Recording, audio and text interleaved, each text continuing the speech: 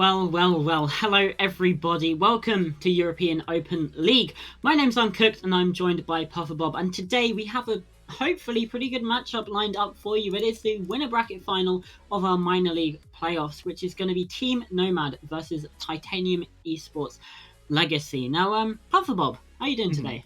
I'm doing pretty well. I mean, it seems like both of these teams are first and second spot, so it's going to be a pretty interesting match. Now, Yeah, points are still also arranged. They both have 44 points in the leaderboard. While Nomad did win 16 matches and lose only 2, and Titanium, on the other hand, did win 14 and lost 4. It's a bit of a two match difference, but still, nonetheless, they are both absolutely at the top of the leaderboard right now. And now this is, of course, minor league. It's pretty much the final or the quarterfinals, I guess you could say, or the semifinals, whatever you want to yeah. call it. It's a BO3 overtime, just the default stuff. And also, the winner of this match will be going to the grand finals of, I guess, the minor league. And the Yeah. loser goes to the loser bracket, goes off against Guardians and Emrys, and whoever wins the loser bracket, yet again, can return to the grand final. So, whoever loses still has a redeeming chance, of course.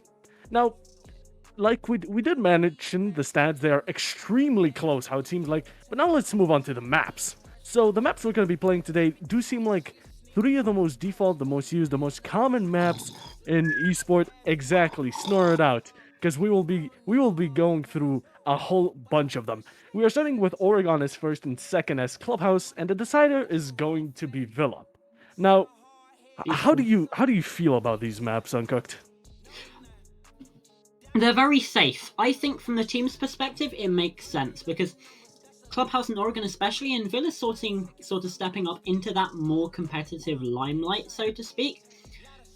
These maps, if you don't have a handle on these three maps specifically, also the other one I would shove in there would be Chalet, then you have absolutely zero hope in competitive Siege. Oregon and Clubhouse especially, if you do not have a handle on those two maps, your team is kind of poo poo garbage. So it makes sense from the team's perspective, but from a caster's perspective, I'm just sad to Yeah, be honest with you. I mean, I've been having the skirts. I played most default maps. I casted them for the last 3 matches, and it's just been one-sided constantly. 7-0, 7-0, 7-0, 7-1. It's really been depressing to cast, so I hope this curse does actually even it up, because these teams are extremely close on the leaderboard.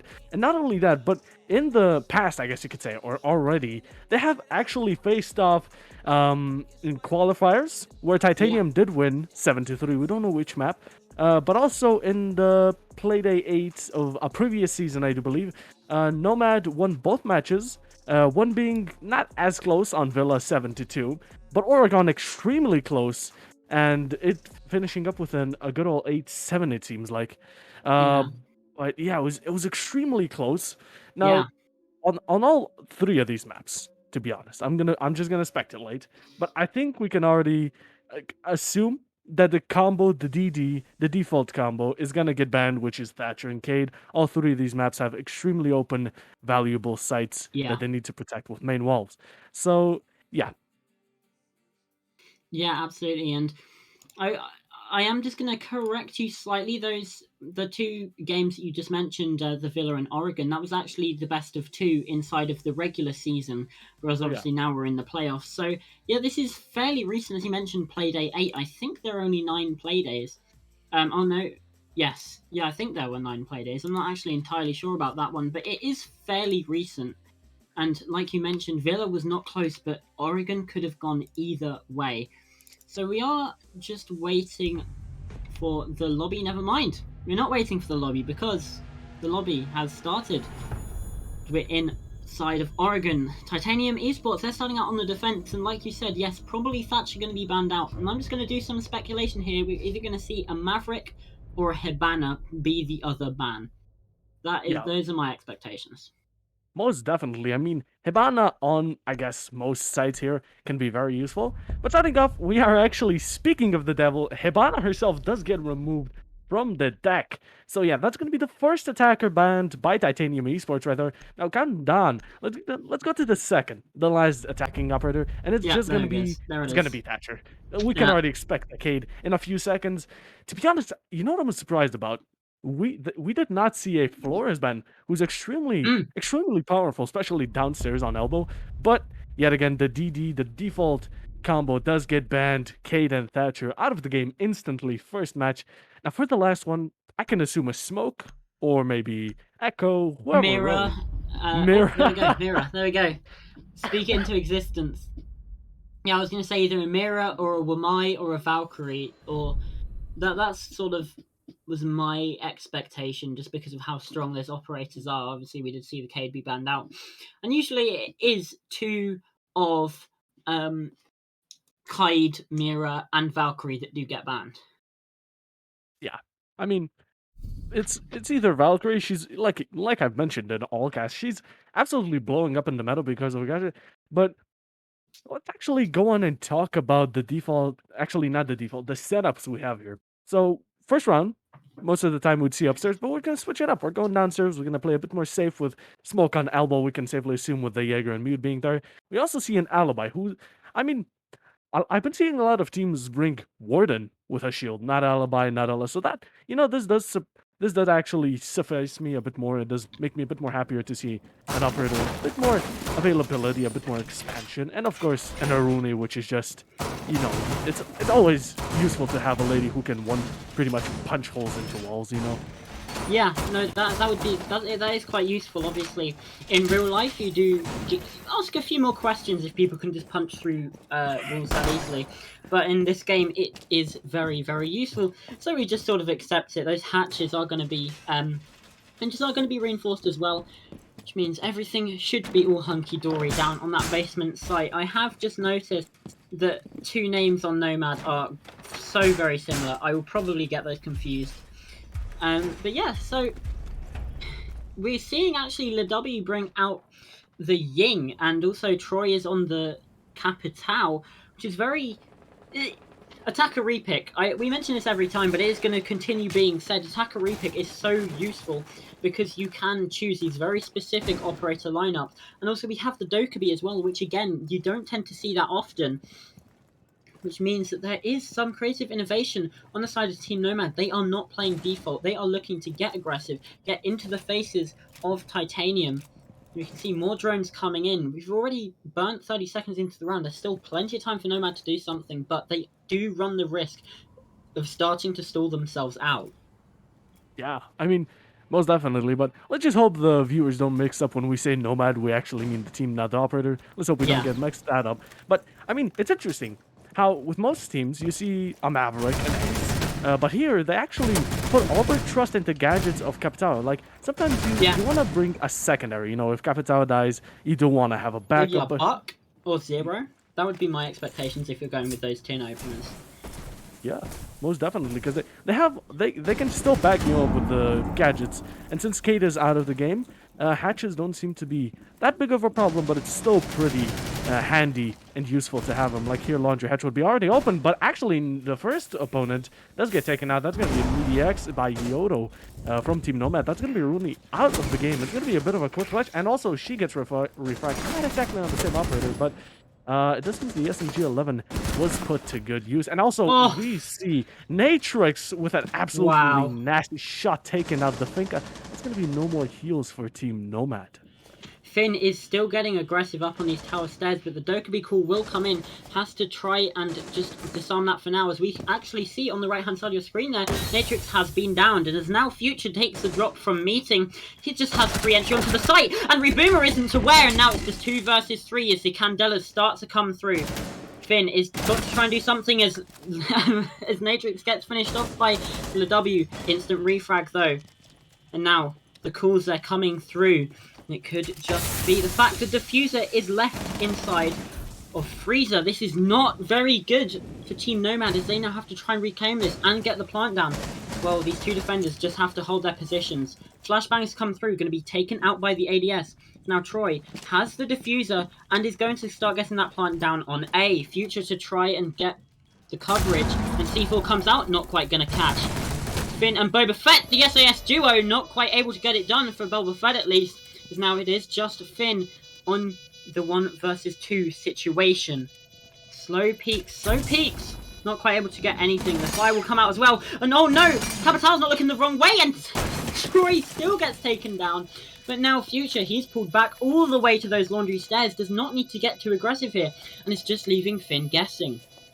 Yeah, it's 20 seconds. It's running down the clock. It's post-plant, and I mean, Mute's going for it fully. He's maybe going to try and bait it out with 12 seconds. He gets off at the right time, but of course, I Love You, or ILY, will not be allowing such things to go past through, and that clutch was very close. I mean, the Mute put it up to a 2v2. Even the Smoke still had a canister or two to spare, but I don't think they were notified with that diffuser and freezer. So, I mean, a bit more, I guess, utility usage and a bit more knowledge there could have actually fully changed the outcome. But of course, that's going to be the first match for Team Nomad. Titanium are already not feeling the best downstairs. They're going to be already going into upstairs. They're going to be switching it up. No second chances. And we do see a Thunderbird, which is just a Finka. So they both have a sword. Both teams have a sort of healer. Just each of them can, I guess, be used in various ways. Yeah, absolutely. I'd probably more consider Doc to be the sort of Finka comparison, just because I don't know. They're all three healers are all very different. Yeah. And that, I think, is what's great about the way they've been designed, because all three of them are healers, but they are all so different, which allows just such an immense amount of variety. It's really great to see, honestly, because it just shows that you can do so much, even in a game, like you say, with three healers. Everyone has a different scenario where they will be the best option. Well, maybe not Doc so much, but the P90 or the MP5, very strong guns, so you can bring him just for that, I suppose, and he also has a bulletproof camera. Yeah, I mean, his second gadget is alright, but Thunderbird, at the end of the day, still brings a C4, absolutely, which can bring a kill. And also, even if she does decide to, she does need to use her gadget as quick, because if she still dies, her gadgets are still on the floor, so even for clutch situation, they are very useful in the late rounds. As Doc is more like, he's like Smoke. You want to use his gadget before he dies. So it's that type of a situation, I guess. But yeah, we're already moving in quickly, actually. Seems like kitchen and dining is fully taken out by Yana, so first floor is already being controlled very quickly. It's moving on at a very fast pace, and already some plays from the Thunderbird. It seems like, actually, I thought she was looking into bottom white, but it doesn't seem like going for a bit of a peek. The gun 6 does come in pretty handy. Yes, first floor is getting taken out extremely quickly. Now, yet again, we do not have an Ace, a Thermite, a Maverick, so no Heart Breacher. So they're putting a lot of trust into this one Capital with actually 2 secondary gadgets and no backup for it. So it's a bit of a risky play, it seems like. But absolutely, especially if the Buck has flashbangs and not those Hard Breach charges. It's odd, I'd say. I don't know about you, Capital, but I would definitely say it is certainly quite strange as now this vertical does start to come through. Boba Fett just trying to look through into the kitchen, see if he can find anything, but not quite there yet. Lubo now on the white stairs gets swung by Raboomer, and that is such an easy kill. The barbed wire just proved so difficult, and MDX does take some fire, but gets a kill in return. Troy with the first kill for Team Nomad. They're still in a man disadvantage. Titanium, they can just hold on. All they need to do, it'll be absolutely perfect. Still, this barbed wire hasn't been gotten rid of on white stairs, and that is what led to the death of Future.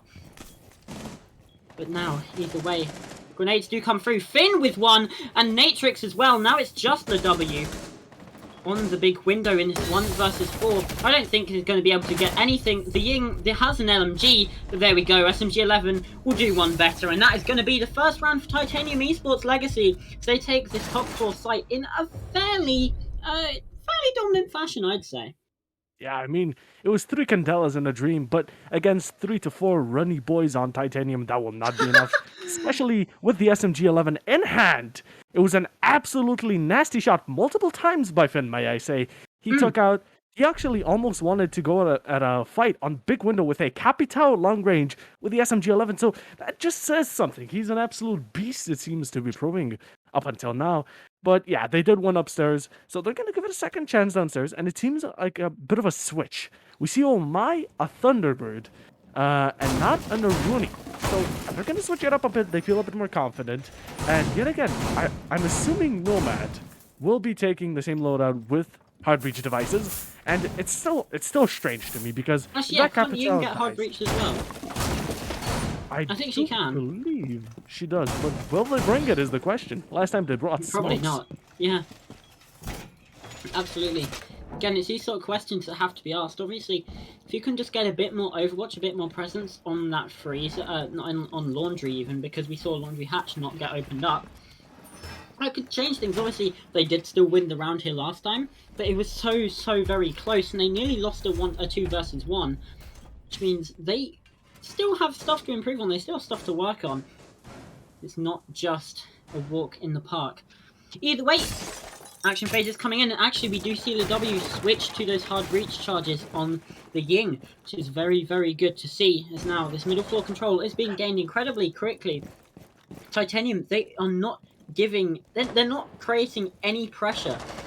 Team Nomad, they could quite easily just go, they can take pretty much the entire middle floor. The only slight pressure is Finn on those back big tower stairs, and even then he's still on the lower portion of that, which means all of this map control is just free for Team Nomad to just take immediately. Yeah, no roam presence, no time waste. I Yeah. mean, second floor. I mean, up until there's no point, Team Nomad don't seem to be joining out small tower. So if Titanium recognize that and use that to their advantage, we could have a player, even Wamai, Jaeger, in there, and he could easily take out 3-2 people, and that would be a huge advantage and a huge time waste, and also utility. So, you know, just a bit of a switch, and it could be actually almost a guaranteed win for Boba Fett taking out Lubo. That is going to be a very nasty shot. Was that at the top of the boxes in Freezer? And of course, Yodo actually almost taken revenge, but Boba Fett's utility is there to support the Maker, and of course gets down instantly and taken out with a wallbang. That is going to be the LMG put to use at its full potential, and Jaeger getting challenged by Low, LMGs or again. W, and also Finn taking out a future. I'll call him. I don't want to say I love you because that would just sound wrong. But it was a quick exchange in 1 minute and 15 seconds. They're starting slowly to progress down into Laundry and Freezer. Someone pushing up and getting taken out. That's gonna be Odo on a second kill. It's a day gets shut down by Finn, and that's gonna be a second kill. 2 seconds kill. Finn, chill, calm your horses, please. We get it, you're good. And also Nomad taking out Finn, shutting him down to that SMG-11, with the Wamai being right now alone, being in a bit of a crossfire. They're slowly starting to push in the Ying, and Capita being the last remaining. I don't think he even knows Le W is right now on his back, but gets a bit cocky, tries to push up, and that should be a kill anytime, but does not get taken out. No? What is Le W doing? And he does take him out with a surprising... Oh my god. I was so confused there. Okay. Oh god. Well, Titanium eSports, they're not quite able to get a grasp on that basement site for now. They're not entirely sure where to go at the minute. Looks like they're going to be taking that option to go to the tertiary. Kitchen dining has fallen out of favour a little bit lately. We do tend to see teams going more for that kitchen meeting site, especially as we've seen. It's a very North American pick, I think. I know we definitely have seen it a lot in North America. And, yeah, it means that obviously with TSM winning the Invitational and everything, they have dropped off heavily. I think it does show that this strat does work. But, yeah, we're going back to our European roots and taking the dining site as our third option, and you can see a blitz being floated by Future now, which is very concerning for me. They probably going to want to rush this, although the Ying has been switched off. I thought if you have a blitz and the Ying and the Capitao, that would be perfect, although we do see Troy go onto the Ossa. Again, very good pick, because you have those shields. Ossa is such a perfect operator for this site, because if you can get into the door, you can just slap your shield down, start going for a plant, and the enemy, they can't really do anything to contest you apart from try and flank or just try and jump over. And if you have suitable Overwatch, Bob's your uncle. Yeah, I mean, actually going back to the conversation, or the point you mentioned, meeting kitchen. Now, dining can almost fully secure. You can fully secure, and Troy does get taken out by Natrix. Let me speak, Titanium. I know you're absolutely dominant, but okay, give me a word. Everything I said about the Ossa, it's moot. It doesn't matter anymore. GG, go next. Yeah, I mean, but pretty much. You can almost certify a breach, main breach on kitchen dining. actually, let's just save that convo. And actually, let's go into future. Going in as Blaze, an absolute mad lad. Malusi being, and actually, Alibi gets taken out, no challenges, and also Boba Fett taken out. Yodo going on absolute dominating spree. Almost, will he get a 3? Doesn't seem like it. Blitz does get taken out. But Boomer does take out 2 people at the same time. Absolute mad lad. Holy, we haven't been seeing as much Finn, which I'm kind of sad about, not even gonna lie. But Yodo does get baited by the Alibi. Lou's still trying to go for a hard breach, not helping his teammate. Midix getting taken, actually taking out Yodo with the SMG-11, trying to go for the SMG-11 master name of this team. But yeah, LeW going for the Alibi gets tricked and is now not left with much options.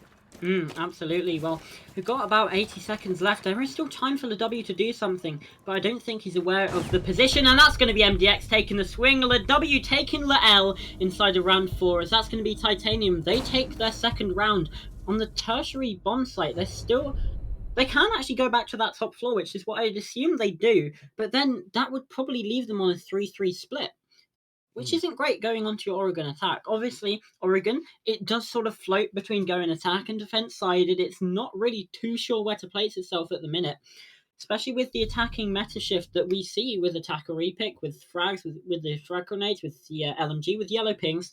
It could still work out in their favor, but you never know. You never know. You really don't. But yeah, that was, I mean, right there, we just saw Rabula go on an absolute spree, even winning, actually winning the game pretty much the round for them. You know, it was always Finn. It was always about Finn winning the rounds, but not this time. It doesn't seem like this round. And yeah, he shut down both of those players on Shower. I think it was Blitz and the Yana both getting absolutely dominated. It was a bit stressful to watch and cast, but hey, we got through it. So yeah, we're going upstairs again, and even one of our directors mentioned this is going to be an absolutely amazing match. It was Ray, and shout out to him. But yeah, it's these teams, even on the scoreboard, they're extremely close, and it's 1-for-1 each round. It's 1 round Nomad, 1 round Titanium. It's going absolutely smoothly for both of them. Or I guess they're an even match, you could say. Yeah, absolutely. If it gets to 3-3, then I will know for sure that this will be the closest EOL game that I've ever casted, or the closest EOL map, that is, because the last 2 maps were 7-1, 7-2. That was yesterday. Obviously, we saw Team Guardians Lambda taking on Phoenix in the lower bracket of the minor league. Either way, let's skip that for now, as Natrix is taking some pressure, taking some heat inside of that big tower, but is going to be able to get away scot-free, taking no damage, and just still wasting a little time, because Nomad, they are now going to want to clear that position in its entirety. Because if they don't, there will always be that constant doubt in the back of their mind that, hey, what if he's still there? And what if he flanks us? It would be absolutely disastrous, because they can't focus on what is truly important, which is getting into the bomb site. Speaking of, Yoto looks to be doing just that, as we can also see Troy getting that attic wall open. So some good pressure, good ingress on the site. They look to have cleared the big tower and are now just trying to get something done. And speaking of get something done, Lubo has taken down MDX. That's your smoke gone. Lubo finally finds a scoreboard from inside of Trophy. He's going to swing a bit closer, and he's just wiser of Finn's position. Doesn't want to push too far, as all eyes of the defenders are trained on here. C4 comes out, and actually that's Boba Fett from Kid Storm to successfully take out the Yana of Lubo. Now half the round is gone, and Nomad, they've hit a bit of a brick wall right now, as these grenades keep coming in and not hitting their mark, as that shield in attic is going to stay. No one's sitting behind it at the moment, but there is always the option of a late round rotation. Finn is still just staying close on this door. We need to see him getting more kills, because, I mean, he is on 7, but he has been fairly quiet for these last few rounds. And if Finn could just activate again, then that would be perfect. But Natrix is trying to do that all on himself, but Troy does take out Boba Fett in the refrag. Natrix goes absolutely huge, and there we go. Just Finn is able to take down one. Yoto's there with the refrag, and now he is 1 versus 2. Obviously, he was 1 versus 3, but did that kill. Now there's 40 seconds left. Not anymore, as Rabuma takes him down, and it's round 5 for Titanium eSports Legacy is they take this top floor, but now they're going to have to go to that basement or go for the kitchen meeting. Both of those, I'm not too sure if I trust that they can win it. Yeah, one more round, and actually after this round, it should be a role switch. So if Team Nomad can pull off another match, it should be looking pretty good for them. And we do see, of course, the downside stairs or the downstairs, and we do see a Flores pick and an ace. So it's a bit of a switch up, even with Ash being mixed in, and of course Finka and Yana for the grenade meta. We do see that Smoke will not be able to do much, as if he doesn't have as much security from Mute, Jaeger, and all the other operators on that, even himself from the Flores nodes, he may be doomed, including his shield, because Flores is extremely powerful down here. This may be actually one of his strongest, if not the strongest sight, especially because how, default strategies and his strategies in general. But yeah, we haven't, we saw Finn in the first couple of rounds. He was absolutely dominating, but I think Reboomer wanted to take that title for himself. Yeah. Of course, Natrix still being here and there, but yeah, Boba Fett and MDX not as much, but you always gotta respect them. They're still doing God's work, and sadly, the Smoke previous round was the one taken out first, which is the worst operator in my opinion to get taken out, since he still has utility to bring. Everyone else has placed it down. But yeah, we're going into a new round. That's the last round before the roll switch, and it seems like they're all going construction, so it's a bit more. Oh, it was always a junkyard take.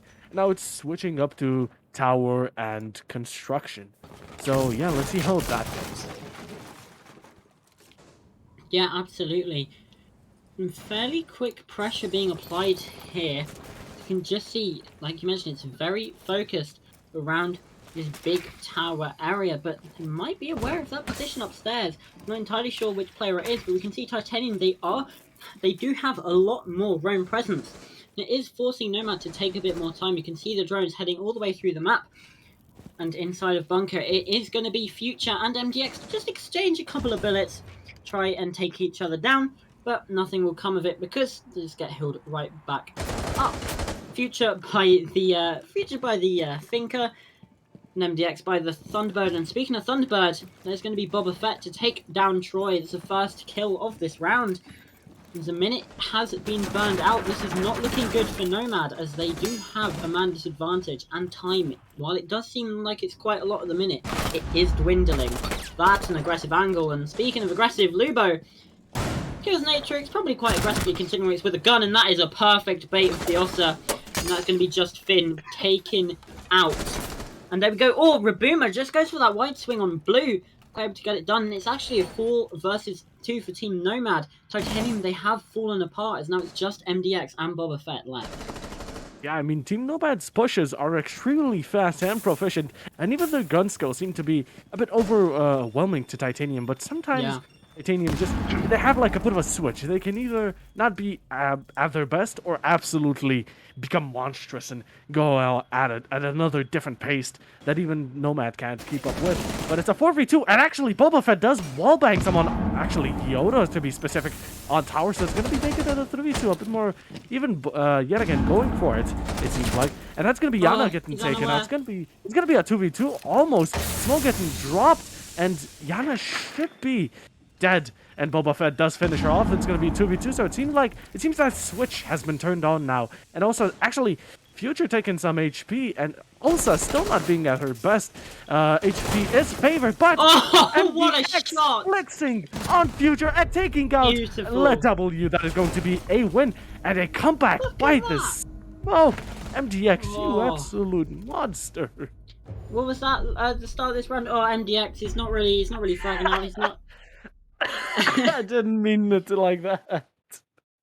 He's just proven you wrong. Oh my days. He heard me. He did. He heard you. He was like, I'll show him something about that. Hell that was no. perfectly played. That was what, a 2 versus 4, I think? It was. Beautifully played. Just isolating those 1v1s really helped them get the round win, and it just goes to show that Titanium, they are in it to win it right now. They want to get to that grand final because, well, if you don't, then you have to try and go through the losers bracket, which is going to be a bit of a longer road. especially as I'm not entirely sure which team got first. I'm just going to check that now, but obviously there is a bit of pride that goes into this because they did have the same number of points, and actually it was Team Nomad that took the just took it over all, just because of the round differential was a lot closer for Titanium Esports Legacy. So this could be, you know, bragging rights, saying, you know, those 2 wins against us as well, because, like we mentioned, Team Nomad did beat Titanium in the regular season. It does show. Yeah. Could be bragging rights, you know? Nomad has a better reputation, I guess, and a better past. Yeah. Like, they won 2 games in the previous matches, and Titanium only won 1. So it seems like Nomad, they still have the upper hand from stats. But Yeah. Titanium does not care about stats. They don't care what us casters say. Even MDX, he absolutely heard me, and he said, you know what, Bob, no. And he absolutely finished up that round with a good 2-4 to actually 2-0. So it was actually fairly decent from all of them. And now they're going top to bottom. It doesn't seem much roam presence from the defending side. Actually, we do see some presence by, of course, Malusi over there in the kitchen sneaking up, and someone on second floor. It's going to be a bit more difficult for a roam clear, as time will be wasted dearly. Even Jacko being alone, there doesn't seem to be much of a refrag option, but he does go there. And actually, they're ignoring the roamers team, like going for instantly to open that that option. But also Finn and Natrix taking out Lubu, and LW, both LWs getting taken out of the match. That is going to be the Mute and Malusi. So that do seem to be the roamers. So 1 more roamer on the loose and 2 people on site. It's going to get very intense with 1 minute and 50 on the clock. Yeah, absolutely. I'm seeing a thermite charge on a castle barricade, which is... It's not the most common sight, I'll give them that. Titanium, they do have an interesting strategy to deal with this castle, and now Natrix is trying to take a bigger fight on those back stairs, but it's actually Future to take that swing, and there's no refrag available as Rabuma is still upstairs, looking like he was going to push Freezer, but now the switch has been triggered, and it is set to go, and MDX with that pre-fire is able to take down Troy. Boba Fett with 1, and now it is just Future in a 1 versus 3. To try and do something, but he can't. The angles are just there, and that means that Titanium, they go up to 5-2. Obviously, this basement site is not one for the defense so far this game. Yeah, it's for each time everyone went first downstairs, they all lost. But Yeah. you know, it doesn't hurt them as much, as they still have a very huge chance of coming back. Now, Titanium does need to win 2 more, and it should be the secured first match. Now, what I love, the second this match loaded up, we already see Team Nomad, Frost and Mozzie, the 2 not so commonly picked operators, but extremely surprising, as Frost can change a game, because you never expect a Frost, a Capcan, because you're focused on doing your job, and you're focused on communicating, winning gunfights. There's a lot more multitasking put into the actual game than watching out for Frost. There's just a small bit that you maybe remember, but by the time you do, it's probably already too late. So Frost is a very deadly operator, not as much in silver and gold and platinum, but when it comes to a bit more higher, it does seem to change up. And we also see the first time we see Maverick in use, so I'm happy for that at least. No, Troy went Maverick in round 5. He did? Oh, my mistake. I do apologize. I didn't notice it. But yeah. Okay, second time that I will correct myself. At least second time I've noticed, I believe. Second time we see Maverick. Maverick's just important. That's how important he is. We gotta talk about him that much. But actually, we see Mozzie going T3. I think Mozzie's going to be playing a bit more in T3 side, going for actually not even. Still has a pest in pocket as well. What's going on? Not even closing up attic. It's going to be a full on. It's going to be a full attic tower play. So he's completely safe from nades, and also. Yeah, I don't think she realizes, but Natrix and Maverick both get taken out by Yodo. What? They did not drone. They wanted to be fast and furious, but that did not end up being too well for them. What the hell just happened, Yodo? What a reputation that went up to you. Damn. Rabuma trying to get a refrag, but not quite able to find the Yana of Lubo. Taken to about 5 HP, but still on 5 HP you are able to click heads especially with the P10 Roni as well. A very strong weapon. Obviously, it's not quite the DMR, which we have seen be very, very helpful, but it is still such a powerful weapon. Now, Titanium, they are at such a disadvantage. They're only 3 versus 5. Nubo has to try and get back to site, at least retreat a little bit, hold an angle, because there is no Thunderbird. She cannot be healed back up the arena, can't, which means it's going to be on 5 HP for a while. Could even get a teammate to reset, but that is very risky, especially inside of this area. And actually going for that flank through basement. As, oh no, that's not what you want. And that's Boba Fett taking down Rabuma. And the flank comes in. Lubo takes down Boba Fett, who just killed a teammate once before. And LaW with the shutout. I think, was that not a flawless round? It was, I believe so, actually. It didn't show up on the GUI. That's very we strange. haven't been seeing double kill and stuff like that, but I think all players were still alive, so we can call it a safe. Round. Yeah, we can call it a safe, flawless round. Yeah. But Mozzie, come on, man, you can't do him dirty like that. They're just absolutely massive in T3. Oh my god. And what's even worse, he already shot at Diana once in tower. He shot her before. Yeah, and then gets killed. Surely there would have been a call out, and then he whiffed a couple shots on the Maverick as well. But it didn't matter. Apparently. I think I know what happened. I think they saw Annex still open, and I think they wanted to take it as quickly as possible. They didn't want to let them reinforce it off. So, I mean, although it was a smart play, it still, at the end of the day, didn't work out for them as It was Mozzie. a smart play, but it was a dumb play at the same time. Yeah, it was like, I don't think it was intended, but it worked out just way too well. Yeah, absolutely. Like, I'm seeing a vaultable rotate being made inside of blue. I don't think that's definitely not the norm that I tend to see. Which is okay. Nomad, they are still switching it up in every way they can. It seems like if they're going to go back to this basement site, and is it just me, Bob, or is it this just a practically similar? Actually, I think it is the exact same site rotation that we saw in the previous half, or at least so far it is. I do not actually know. I would not know. I'm pretty sure it is. Oh, okay, so we did get confirmation. It is very interesting for you to actually mention that. I did not notice at all. Yeah. But yeah, I mean, we're going downstairs. So Titanium right now on attack. Let's hope they take it a bit better. We already see someone going alone, which is not the best. You want to have 2 people and 3 people split. But hey, it's their decision, and they're taking things quite quickly. Second floor clear and first floor being tracked by Jackal. It's very quickly, and we don't have much roam presence, which should allow them.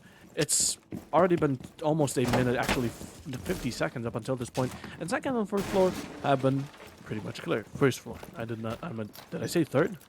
I have absolutely no idea. Either way now, 1 minute has been burned out. These hatches are starting to be opened. You can see this is the thermite of MDX just trying to open these hatches, and there's no other hard breach available, which means either freezer or meeting won't get opened, and well, it looks like that it will be the meeting hatch. So it's going to stay shut the remainder of this round. Obviously, Boba Fett on the 0 is bringing along 2 claymores. I think 4 claymores being on your team is a bit overkill. I don't know if they've quite taken into account the changes that have happened with claymores. Obviously, these operators do have 2 instead of 1 now, which means it does allow you a bit more diversity in your lineups. But either way, that's a lovely swing from LaW, taking the first kill of the round onto Natrix. That's a Finker gone, and all the hills to boot. Now, Yoto and Rabuma just taking a few shots. Actually, it's Yoto to find that kill. Now, Titanium, they are in a man disadvantage. But again, we've seen round disadvantages get clutched out before, especially when MDX is still alive. So it could just be a matter of time. Obviously, that was on the defense of the shotgun, as the blue bunker rotate is now going to be reinforced off. But safer just to stay on the site at this point and just give up that map control, because they can't do anything with it at the moment. So obviously the hard breach is gone.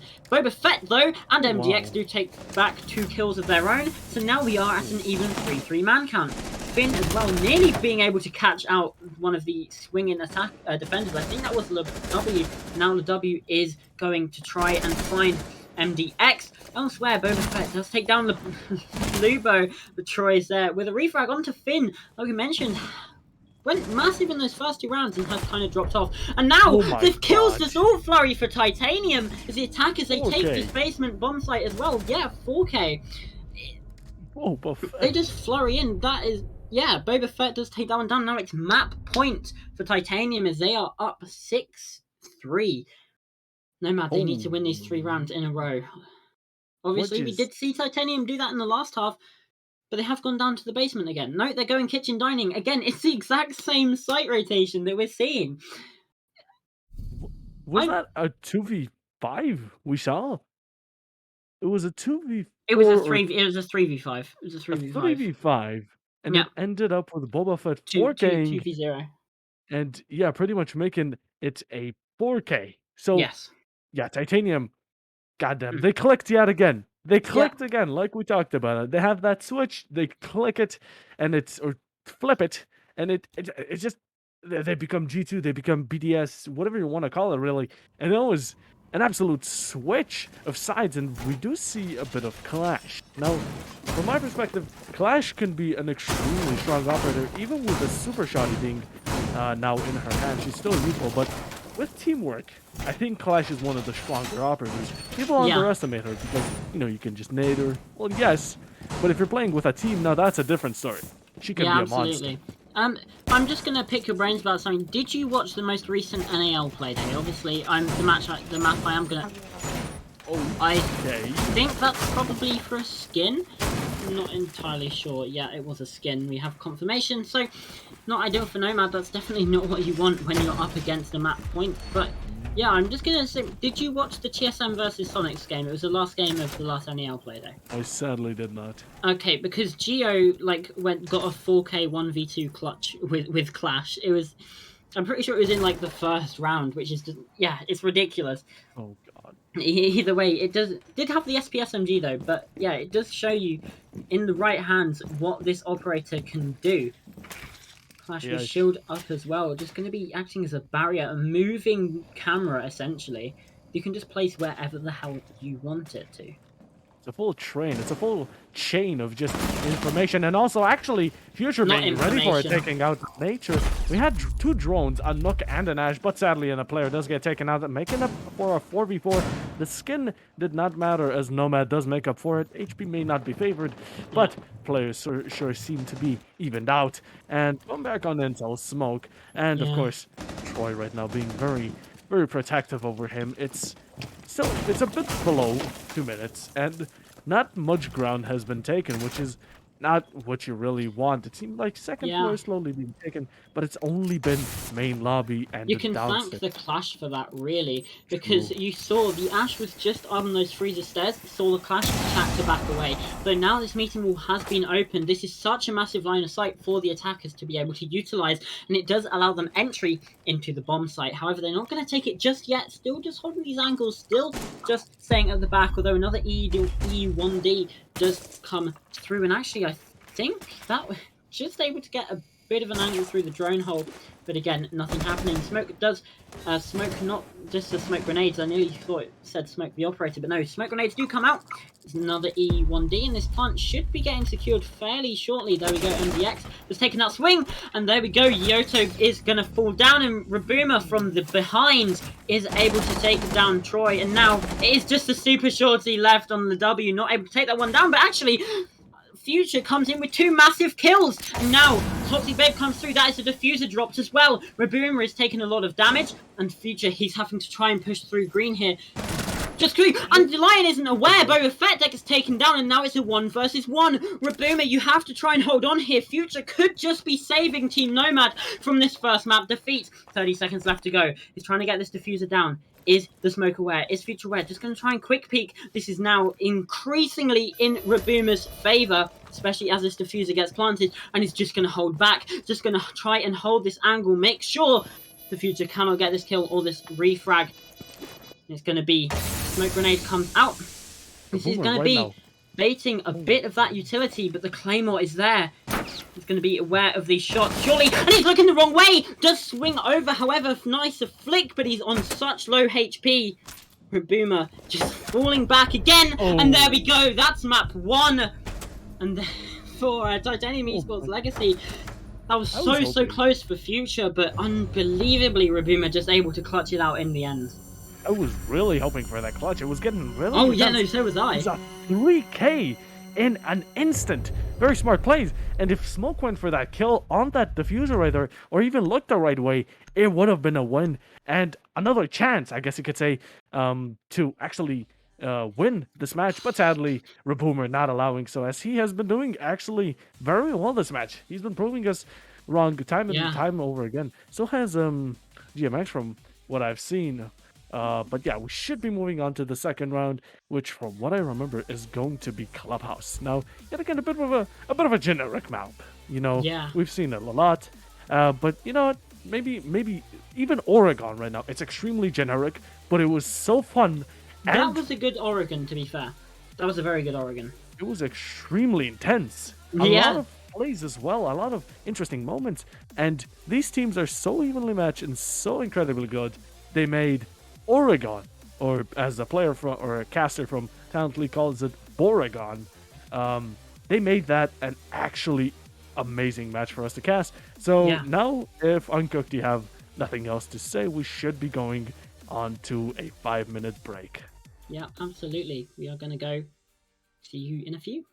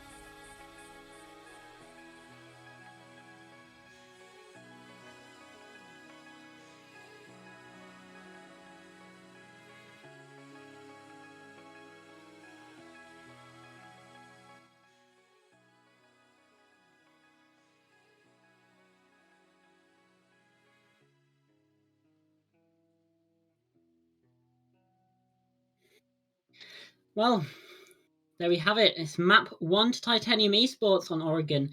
And now we're going to head into Clubhouse. It's still me, Uncooked. It's still over in one of those directions, Puffer Bob.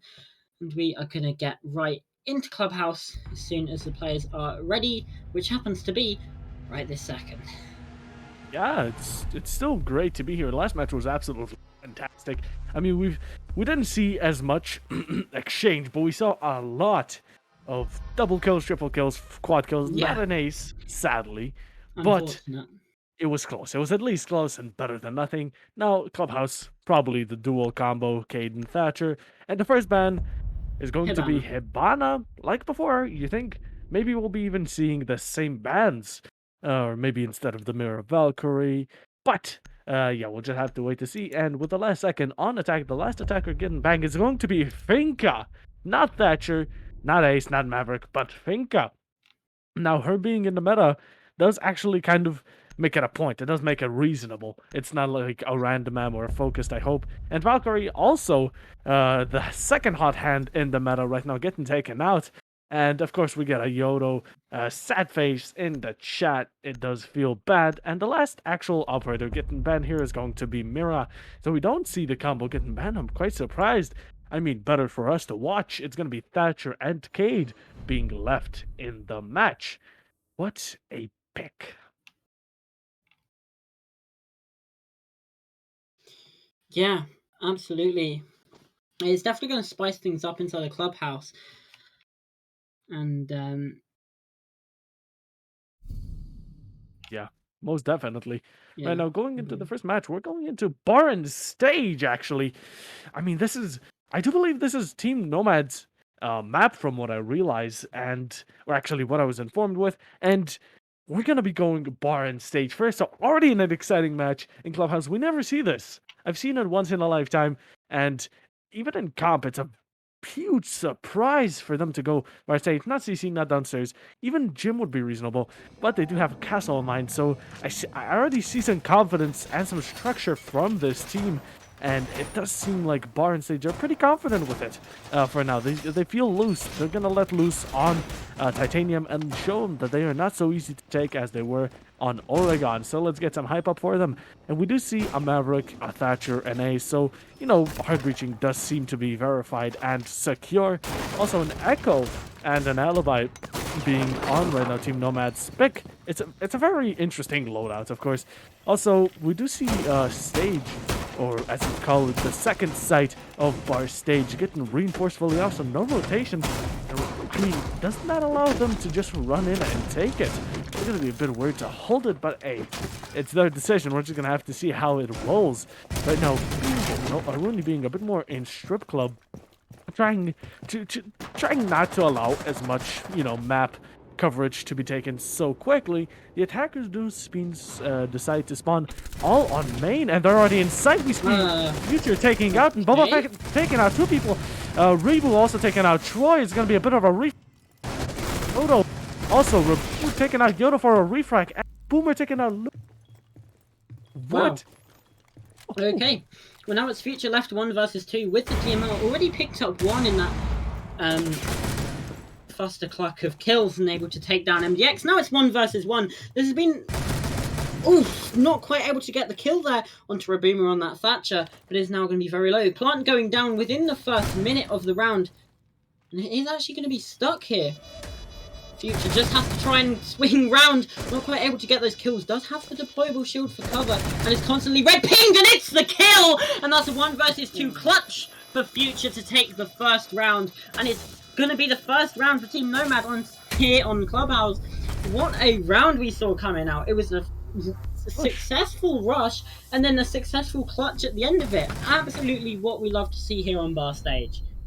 Yeah, it was an exchange of success.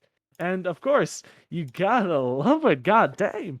It was a rush directly into Bar. Everyone was ready. It was refrag after refrag. Rebu and Yodo with a bit of Reboomer mix. They all went ham on each other. And of course, we saw the Rooney pick off the last person, Thatcher, with a post plant and win first round for Team Nomad, so it's looking pretty bright for their map, even being extremely confident on Bar. The opposing team could have rushed into stock and had a bit more of a safe spot, but it was their decision and it almost worked out, but not quite. So we're going to be going into the second match. Yeah, right now, I mean, it's going to be downstairs. That's TC. Yeah. But you know what? They already have my respect for winning and going bar stage first. Yeah, absolutely. If anything else, they can have their heads held high because, I mean, Future is just absolutely insane with that clutch. Actually, seeing the castle being brought out here by LW and some slightly less default placements of those barricades as well. Where are we going to see? And the hatches, right? The moto hatch is open. We're seeing these castle barricades in some very unusual places, and even in that bar. So it looks like this is actually going to be a hold inside of bar, which is a very unpopular extension. And Chiller W is going even further just to reinforce strip.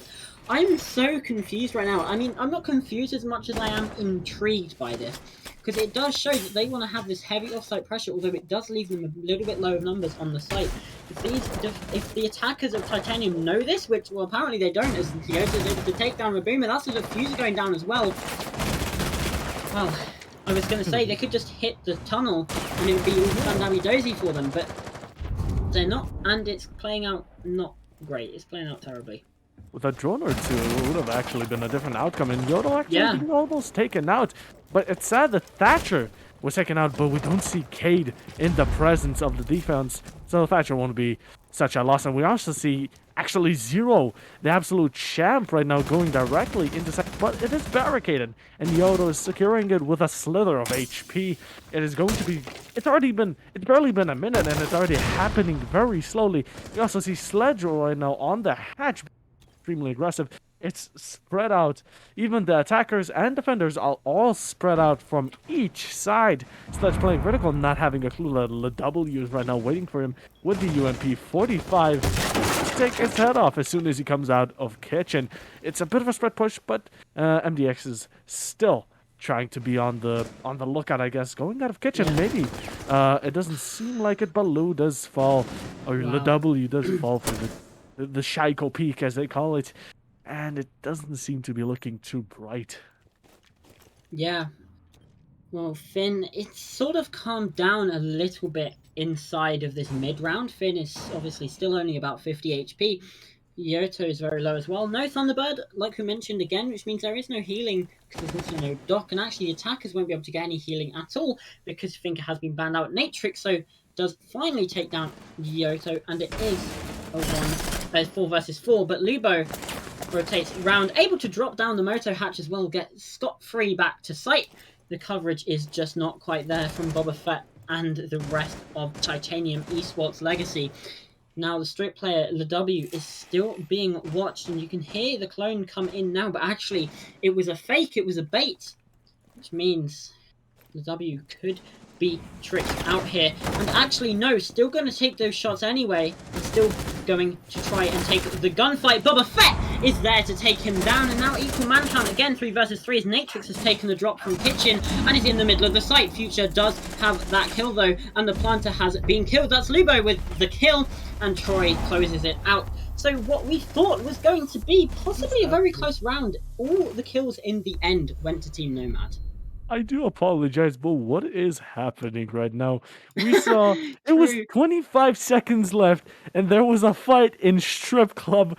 People planning on site, and 2 people fighting on site. It was such a random match, but it was so fun. We had people. This is probably the best clubhouse I've ever casted. I so agree with you.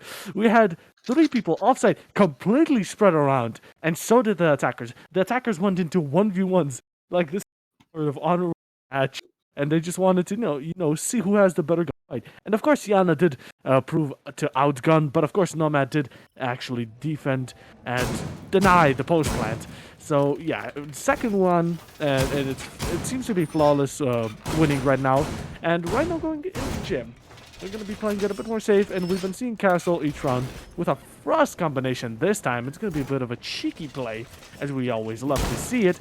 Now, it seems a bit more organized than it did to be last 2 rounds. Let's hope Titanium can do the same. Let's hope they reorganize themselves and, you know, start playing like they did on Oregon, showing Yeah. what they can do and continuing the progress. I'm looking to see more Roam presence here from Team Nomad because that's what's worked out so well for them in these previous 2 rounds. Obviously, not so much on the first, but still, you did have Future just being a bit further back, able to avoid all the calamity that happened in the bomb site, and they were able to win that for them in the end. And obviously, the Roam inside of the last round was very, very influential, which means, you know, seeing only 2 players on the site does make me a bit happy, but also a bit sad because you can see Titanium, I think they're getting their droning a bit more in gear here because they are looking to push this very, very early.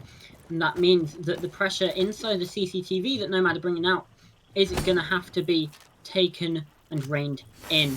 Grenades, not quite. Oh no, it was the Thatcher. The EMP was able to just take care of that mute jammer.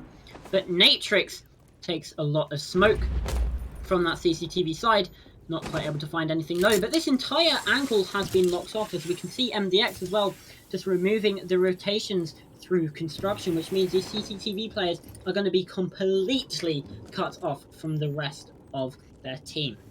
End up being in a most desirable situation with health, it seems like. Natrix is down a bit, but they do have most of their breaches open, meaning they can start executing into the map and injecting themselves a bit more. As we do see CC and Cash are still a bit more secured by the defending side, and Yoki Odo taking out Boba Fett, the heavy hand, but also getting a bit of a refrag on the W.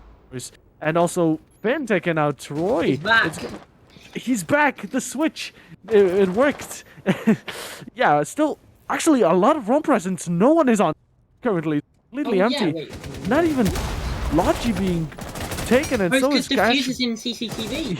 Yeah, it's very interesting. And also Lebu taking out MDX. It's gonna be a 3v3, and also Yodo taking out Natrix, finishing up with the Slither HP. Also with a second, so that's gonna be the 3rd pick from him on Reboon. What a... Actually, Reboon right now. Reboon. That sounded weird. Yano on a 1v1, but Future does take him out finally. What a round. Nomad on a 3-0 flawless round right now, it seems like. Going absolutely ham on defense. What is happening? That diffuser was there, and they decided to take care of it instead of the attackers. They wanted to be better babysitters for the diffuser right there. Yeah, absolutely. And this is the... Well, this is the team Nomad that we wanted to see on that first map on Oregon. I'm just checking the map veto on who picked what, but it looks like, yeah, so Clubhouse is Team Nomad's map pick. So that does make sense that they're going to be a bit stronger here than they are on Oregon. But even still, this is very, very impressive. Then they're going back to bar stage. They're not even touching CCTV Cash with a barge pole. Instead, going to a site where they had to clutch on to win. Obviously, though, you would have to say that rushes don't tend to happen twice because the team, they feel like, okay, especially if they win the rush, they think, okay, we got away with one here. We're not going to try it again. They're going to be prepared. And I think Nomad will be prepared for this rush coming through. If they try it again, there's going to be a lot more vertical presence this time upstairs in that gym room there. It's, you know, a bit more for Titanium to try and clear. It's a bit more work and a bit more effort because Team Nomad, they are spread out a lot more. We've seen it work for them consistently. So I love to see it. Yeah, I mean, we can at least give them some rep plus, I guess, put up the mean plus respect has been added. I mean, you've mentioned it before, but it's extremely unbelievable that they're going, instead of CC, instead of Cash, you know, all those default sites, they're actually gonna entertain the viewers. They're out for content creation. They are out to entertain us, casters, viewers, and directors, and they are going bar, where they got rushed, still managed to pull out a lot of refrags and a clutch by a DMR, a Rooney. But at the end of the day, it's still it's still not the most usual sight we see. And with Castle being upstairs and a bit more verticality, it should still be possible. Actually, not Castle, Mute and Alibi being upstairs, they're going to be off. And talking about the Mute, he does take heavy damage from the gym window, gets downed, but not fully out. trying to crawl away with his last bits of life, it seems like. I thought Lubo was going to try and get that refrag. That actually, not refrag, get the revive, and it does seem to be the case. There's now a roll that was looking very close as MTX is trying to apply some pressure from CCTV, and it is Future to take out Natrix as the first kill. So again, Titanium, they are starting from this disadvantage, and it's going to be made even bigger as Raboomer is taken down. Finn is able to get something going with that kill onto Lubo, taking down the Alibi, but the sprays through the Prisma will let Nomad aware of his location, which means with half the round gone, Titanium, they are looking a bit worse for wear right now. Just trying to clear this top floor, which they're not even aware has already been cleared of the defenders as they make their way back to the site. Although the vertical pressure and control that the defenders once had is now in the hands of the attackers, which is absolutely huge. But they only have 1 minute to try and do stuff with it. Looking for the injured player, but actually nothing to come through because he's already been revived. Now, 50 seconds left. They have to try and do something from this top floor. You've got to transition down. As you can see, there's players in strips, there's players on these stairs, and there's players just running about everywhere. There's a player also fully downstairs in Armory, it seems like. Oh, that seems very interesting. And, yeah, we do see actually Echo. Oh, Echo. Being safe, and also a double kill from Team Nomad to MDX and Boba Fett. That's going to be leaving Twitch, aka Finn the Man, alone, and verticality also being. He's not going to be able to finish that kill with the F2 FAMAS. He's going to be going down main stairs, trying to take the diffuser with 15 seconds left on the clock, and an Echo drone. He doesn't have much, but what a flick! Finishes Yodel, but that's going to be a refrag, and the 4th round for Nomad. Future hasn't died yet.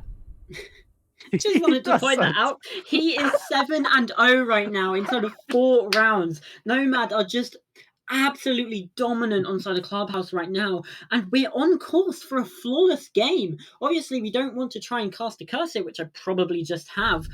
But Nomad, if they don't get too complacent, if they continue playing like they constantly have been, they are on set to take this half 7-6-0 and maybe even push for that 7-0. And it would make an absolute statement for Titanium saying, yeah, you beat us on Oregon, we can do it too, but better. And that is going to be what they're trying to aim for, because then we would see that decider of Villa, and that would be the first decider I would have ever casted in EOL, because all these matches have been incredibly one-sided so far. Yeah, there's a complete change of roster and balance. And yeah. One time it was extremely excited for Titanium. It was their map. And one time it was, and this time around, it's Nomad absolutely dominating more than they ever have. With 4-0 being flawless on rounds right now. 3 more to go, and they should have their first match of the day secure. We'll be going out to the decider, which is Villa. Yet another, a bit more generic map. I think these are 3 of the most generic maps that are possible to play. Or just the 3. I'm pretty sure that is it. Yeah, but at the end of the day, both teams are still making these generic, boring maps extremely fun to watch and cast and spectate, all that type of stuff. So, props to both teams for actually making Boragon and Clubhouse an absolute menace to watch. Yeah, absolutely. Well, some early shots coming through onto Boba Fett. It's just trying to clear this blue area.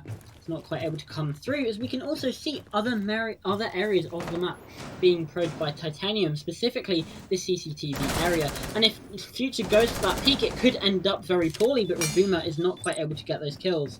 And there we go. You could see Future get his first death, but instead he picks up just Finn instead. And goes for a swing again and picks up Boba Fett! What is absolutely happening right now? This kid is insane! And it's such a massive man disadvantage now. As Future, he's looking for more inside a tunnel, but not quite able to get those shots. Again, cannot be healed up. But still, he's been able to... If Nomad win this team, it will all be on the back of Future. He is 9-0. It's absolutely insane. This kid is cracked to see it. The more HP you take off of him, the more berserk he's going. And actually, he's been dominating with the SMG-11 this round, taking that title from Finn, who has not been performing as well as previous round, but Future, on the other hand, will not be taken down. He is not going to let that KD go down by a number or two. And it seems like he's going to be securing himself the top scoreboard or the MVP for now. So yeah, as we do see Jekyll moving down, we do see first and second floor still not fully cleared out and taking out Legion with a nasty flick. What a shot! Of course, the gun being a lot better on Jekyll's side, but right now it's slowly it's a 4v3, and with Titanium running out of time, being under a minute, it's gonna be a bit of a pressure to take that in such a low time, and almost actually headshotting someone through the wall doesn't seem to work out as well as wanted. Matrix are now extremely dirty, and trying to take out Troy, who's not allowing anything to go past with those smokes, and of course Future is still hanging on by the last hair, but it doesn't seem to work out, and that's going to be the first kill on Future, and he'll be taken by Reboomer, who has also not been doing too bad himself. And Natrix actually headshotting Ladell, making it a 2v3. They still, with 20 seconds, they still have a chance going into sight. Someone drops Kitchen, and Reboomer taking out Lobu. Troy being the last one right now. Canisters alive. He's going to be going for the SMG-11 play room. Reboomer with that around, I think, a triple kill. Actually, I may have cursed it. That's entirely my bad. How dare you? I mean, hey, it's all right. I mean, we still did at least see Future finally go down once in 5 rounds. I'm living for this energy, man. I'm absolutely living for it. This is great. This has added like an extra decade onto my lifespan just watching this game. It's incredible. It really has. What were those 2 kills coming down the red stairs? I'm still in shock from that. He didn't care. He just killed them. Just like, oh yeah, I'm Jackal Track. They're probably gonna try and kill me. Well, guess not. No, they won't. Yeah. He pulled a no U card from the Uno. Oh no, absolutely. Uno reverse card. Like. At least we do see not a completely flawless take over by Nomad, and we do see Titanium take it their first round, making it 4-1. So if they secure this match, they should be in a bit more of a safe position on defense, but they still have to win it with, of course, Nomad right now being on an absolute roll. Yeah, that one round still won't change the fact that Nomad looks so strong on Clubhouse. And, well, Future still 9-1, which is just absolutely ridiculous. Like, no amount of he actually died this time will take away the fact that he's going 9-1 on mute as well, which you would tend to see as being one of those fraggy operators. Yoto as well, not doing too badly for themselves, 7-4, though you do have to go down quite a bit to get to the rest of the team. Obviously Troy and Lubo on 3 and the W on 0. You can see that just on the left of your screen. Now, Toes being spotted out by the Jackal, just going to try and scan those, and actually does get it through. Lubo now spotted out and is possibly going to have to retreat a little bit, although they do seem to be pretty safe. And now the CCTV wall will be made open, that main breach, and it's the swing. That's actually Finn to get that kill from the stairs, and now Yoto. The 7-4 scoreline is now at 7-5 as Titanium, they do take that man advantage. And Nomad, it seems like their confidence has sort of been knocked a little bit. They're not playing as into their own game as I would probably like them to be, because I think that last round probably did scare them a little bit. And that is going to be the worst thing. They need to get they need to keep their confidence. They need to regain their confidence, because otherwise, all hell's going to break loose, and Titanium could be in a chance of winning this map. Yeah, I mean, it's kind of similar to Titanium. They have the switch, and they've been turned on. Wait, no, that's wrong. I just realized how long I made it sound. Let's actually rephrase our stuff. Actually, global refrag by Finn almost, and actually getting finished off by Boomer. That's going to be a bit of a take. Boomer randomly almost wallbanging the smoke, it seems like. Also, Future taking out Matrix, and Boba Fett taking out Troy with joining forces with MDX, finishing off Future, but getting refragged. And of course, finishing up the Wow. round in cash. It all went down in a matter of what, 15 seconds. And of course, a bit of a weird comment from me there, but hey, it ended up pretty fine and dandy. And let's just move on and don't speak about it, as Titanium did manage to get their second round. So it seemed like they can still make it back. Yeah, this is absolutely the worst case scenario for Team Nomad because now Titanium, they are building up that momentum. Obviously, I don't know the support structures of these two teams, but now I think would be possibly the perfect time, or maybe after this next round, to take a tactical timeout should they need it. Should they also have the facilities? Because obviously, if you don't have a coach, it can just evolve into 60 seconds of just arguing with each other, and that's just going to make the situation worse. So, yeah, it depends. I don't actually know the structures of these two teams, but in my opinion, I think you would need a timeout. Either, especially if Titanium win this round, that would be your panic button. That would be when you call that timeout. Yeah, I mean, right now, they haven't gotten a timeout yet, but Titanium did manage to bring out 2 rounds, which isn't the best, but at the end of the day, it still gave them a bigger chance. Meaning that now that they're on defense, which is a bit more favored by on this map, it's not. Although attack was already pretty much perfected on Clubhouse, making it pretty much an even with the buffs recently added.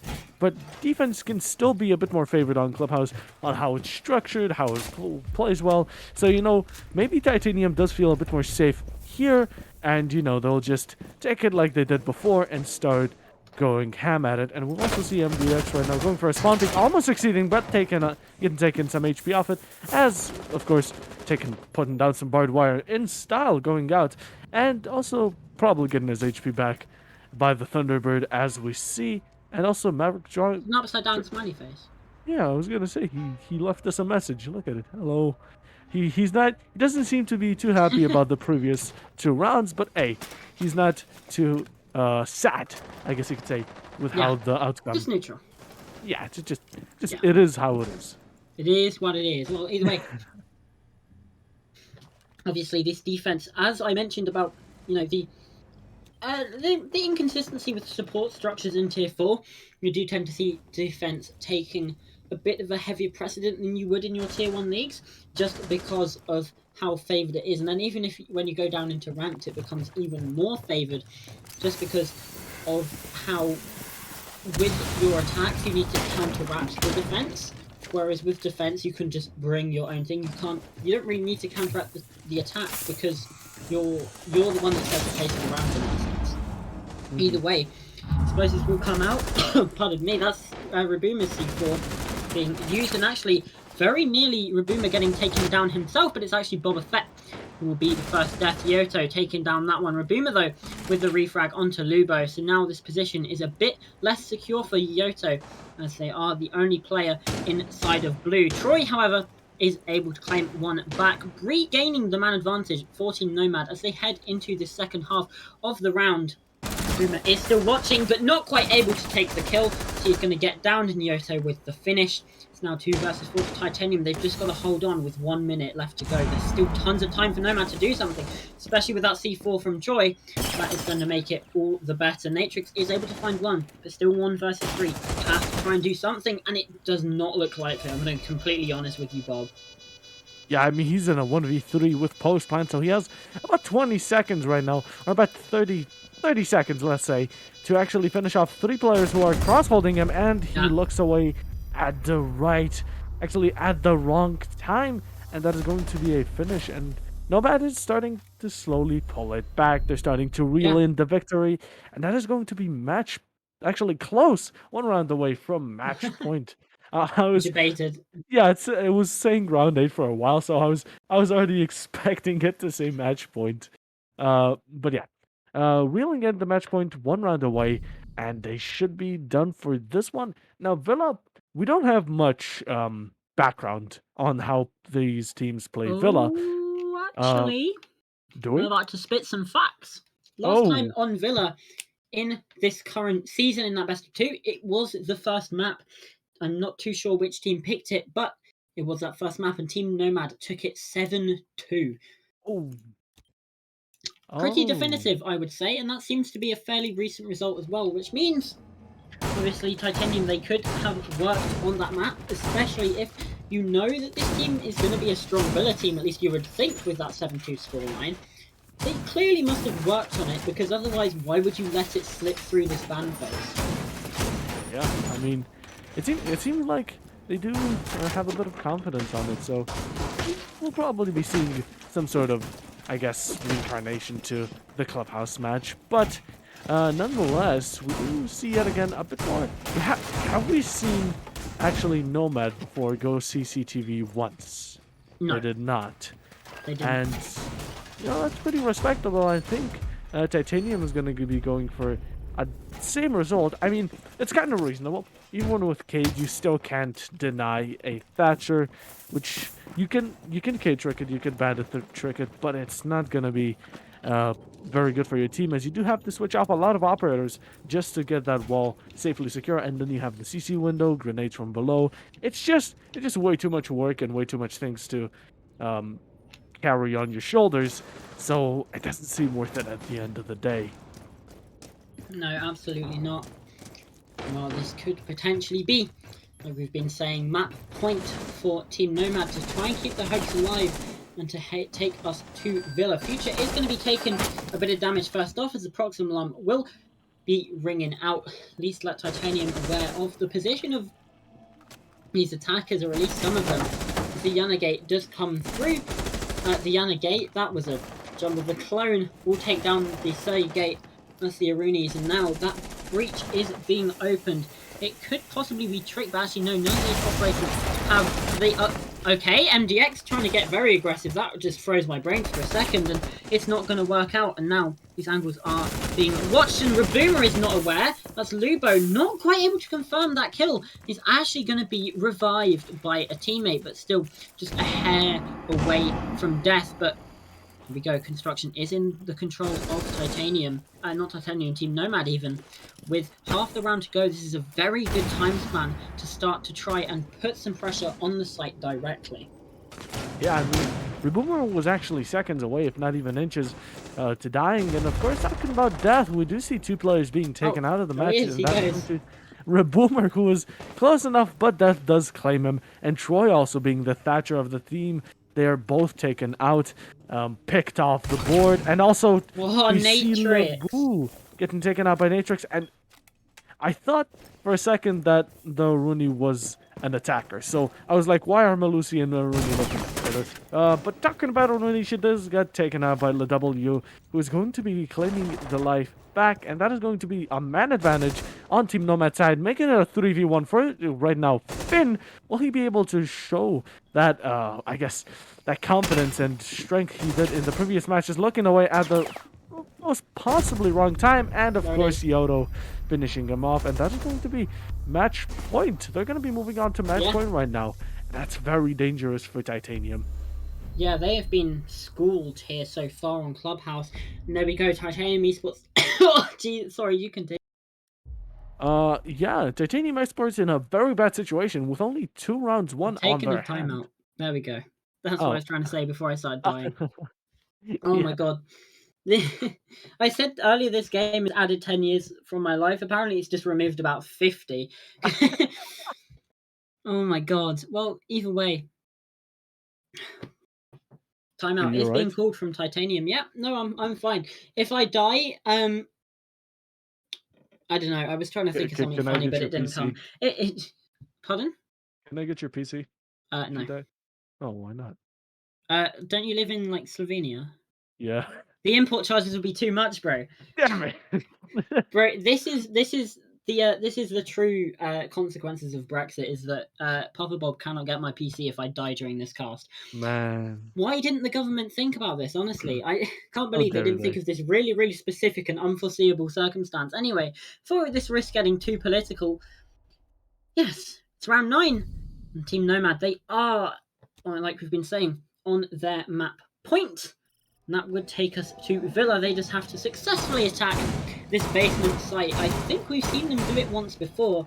They're going to try and do it again. Obviously, Gym Bedroom being lost by Titanium Esports as well. And we've seen CCTV Cash is not being touched with a barge pole by these defensive teams because, to be completely honest, the strats are just figured out right now.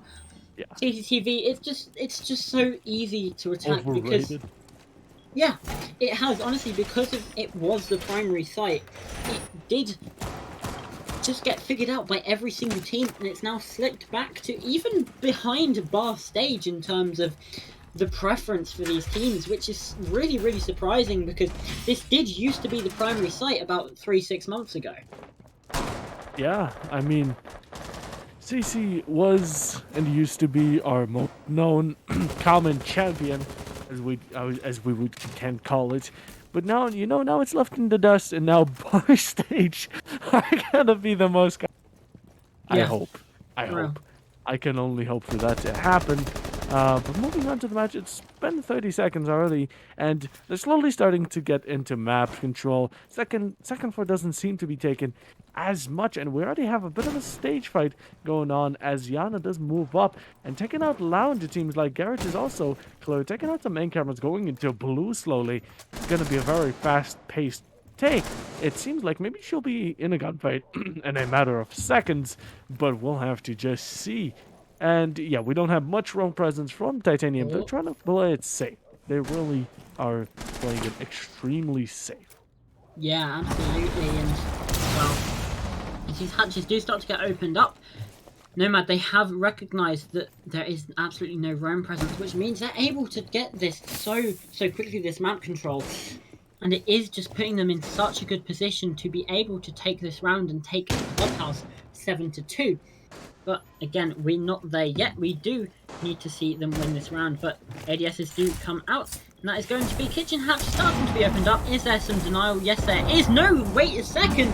There isn't. The impact grenade is whiffed twice by Natrix, which means that Hatch is opened up. And now more vertical angles being created by this buck. And there we go. Rabuma goes down, but that is on a different section of the map as Yoto is the one that's able to get that kill. MDX does take down Lubo in response, but you still have that Zofia LMG, who's actually, Yoto has outfragged Future. Had a bit of a fall off inside this attacking half, and that is really not what you want to see. Nevermind takes down Natrix, and now they are even again. It's a bit of a competition because Yoto takes down one more and is saying, no, I want this fragging lead. I want to be top of this scoreboard. And well, Finn takes down Future, which means he can't get any more kills inside this round, and Yoto does claim one more. And there we go, not quite. MDX does take down the Sophia, but Thermite, and I can't quite see because of this terrible HUD design. The W, there we go, is being getting that plant down. Oh, what a wallbang! But now this is quite suddenly very, very winnable for MDX. He does have to just find Troy and get this defuse, but Troy, he's played smart. He is rotated all the way back out, all the way to Moto. He just has to try and wait for this. The smoke grenade comes out, trying to get rid of some of the noise. Troy, they might not be aware. MDX is just going to stick this. Troy, you're too late, my friend. Titanium, they claw on at the brink of destruction, and they are able to claim round 9 and say, I don't believe it. I'm just in shock. Nomad, how poorly can you play that? That's a 1 versus 3. It's unfathomable, Puffer Bob. I don't believe it. It is a 2v4, and Nomad yet again didn't seem to do at their best and managed, actually Titanium playing it excellently, managed to, use that little gap that Nomad threw on the floor to their absolute advantage and win them their third round. It's going to be 6-3, and they're starting to make a bit of a comeback, giving them a chance to actually, proclaim Clubhouse as their own map, it seems like, and Nomad seems to be letting loose of their grip a bit, and it should be actually getting a bit more closer for Titanium to deny or come back to their victory, with, of course, Smoke absolutely dominating and going for the defuse the second he got the chance, even smoking it off. And it's just, it is hard to believe myself. Yeah, just a bit too far of a position away from Troy, and that is going to be to the detriment of Team Nomad. If he just held a little bit closer, we could have seen, well, we could have been seeing our lovely faces back on the screen, because that would have been the end of the game. But again, there's so many ifs, buts, and maybes, and that is not what happened. What did happen was that wonderful clutch from MDX. And I mean, just that wall bang to make it a 1v1 is just absolutely sublime. And there we go. That's how we ended up where we are. CCTV is going to be picked by Titanium, which again, like we've been mentioning, is kind of that quaternary site right now, which again, interesting because of how quickly it has shifted out of the meta as soon as attackers have gained this advantage, and it's just so easy to attack this site because there's not much variation that can be included within it. Yeah, most definitely. I mean, playing CC at this point, it does seem, it's the first time, but it does seem like a dangerous path to go on. It's risky, but yet again, it is high reward, as if you do correctly protect something. And talking about protection, Boba Fett is protecting the W.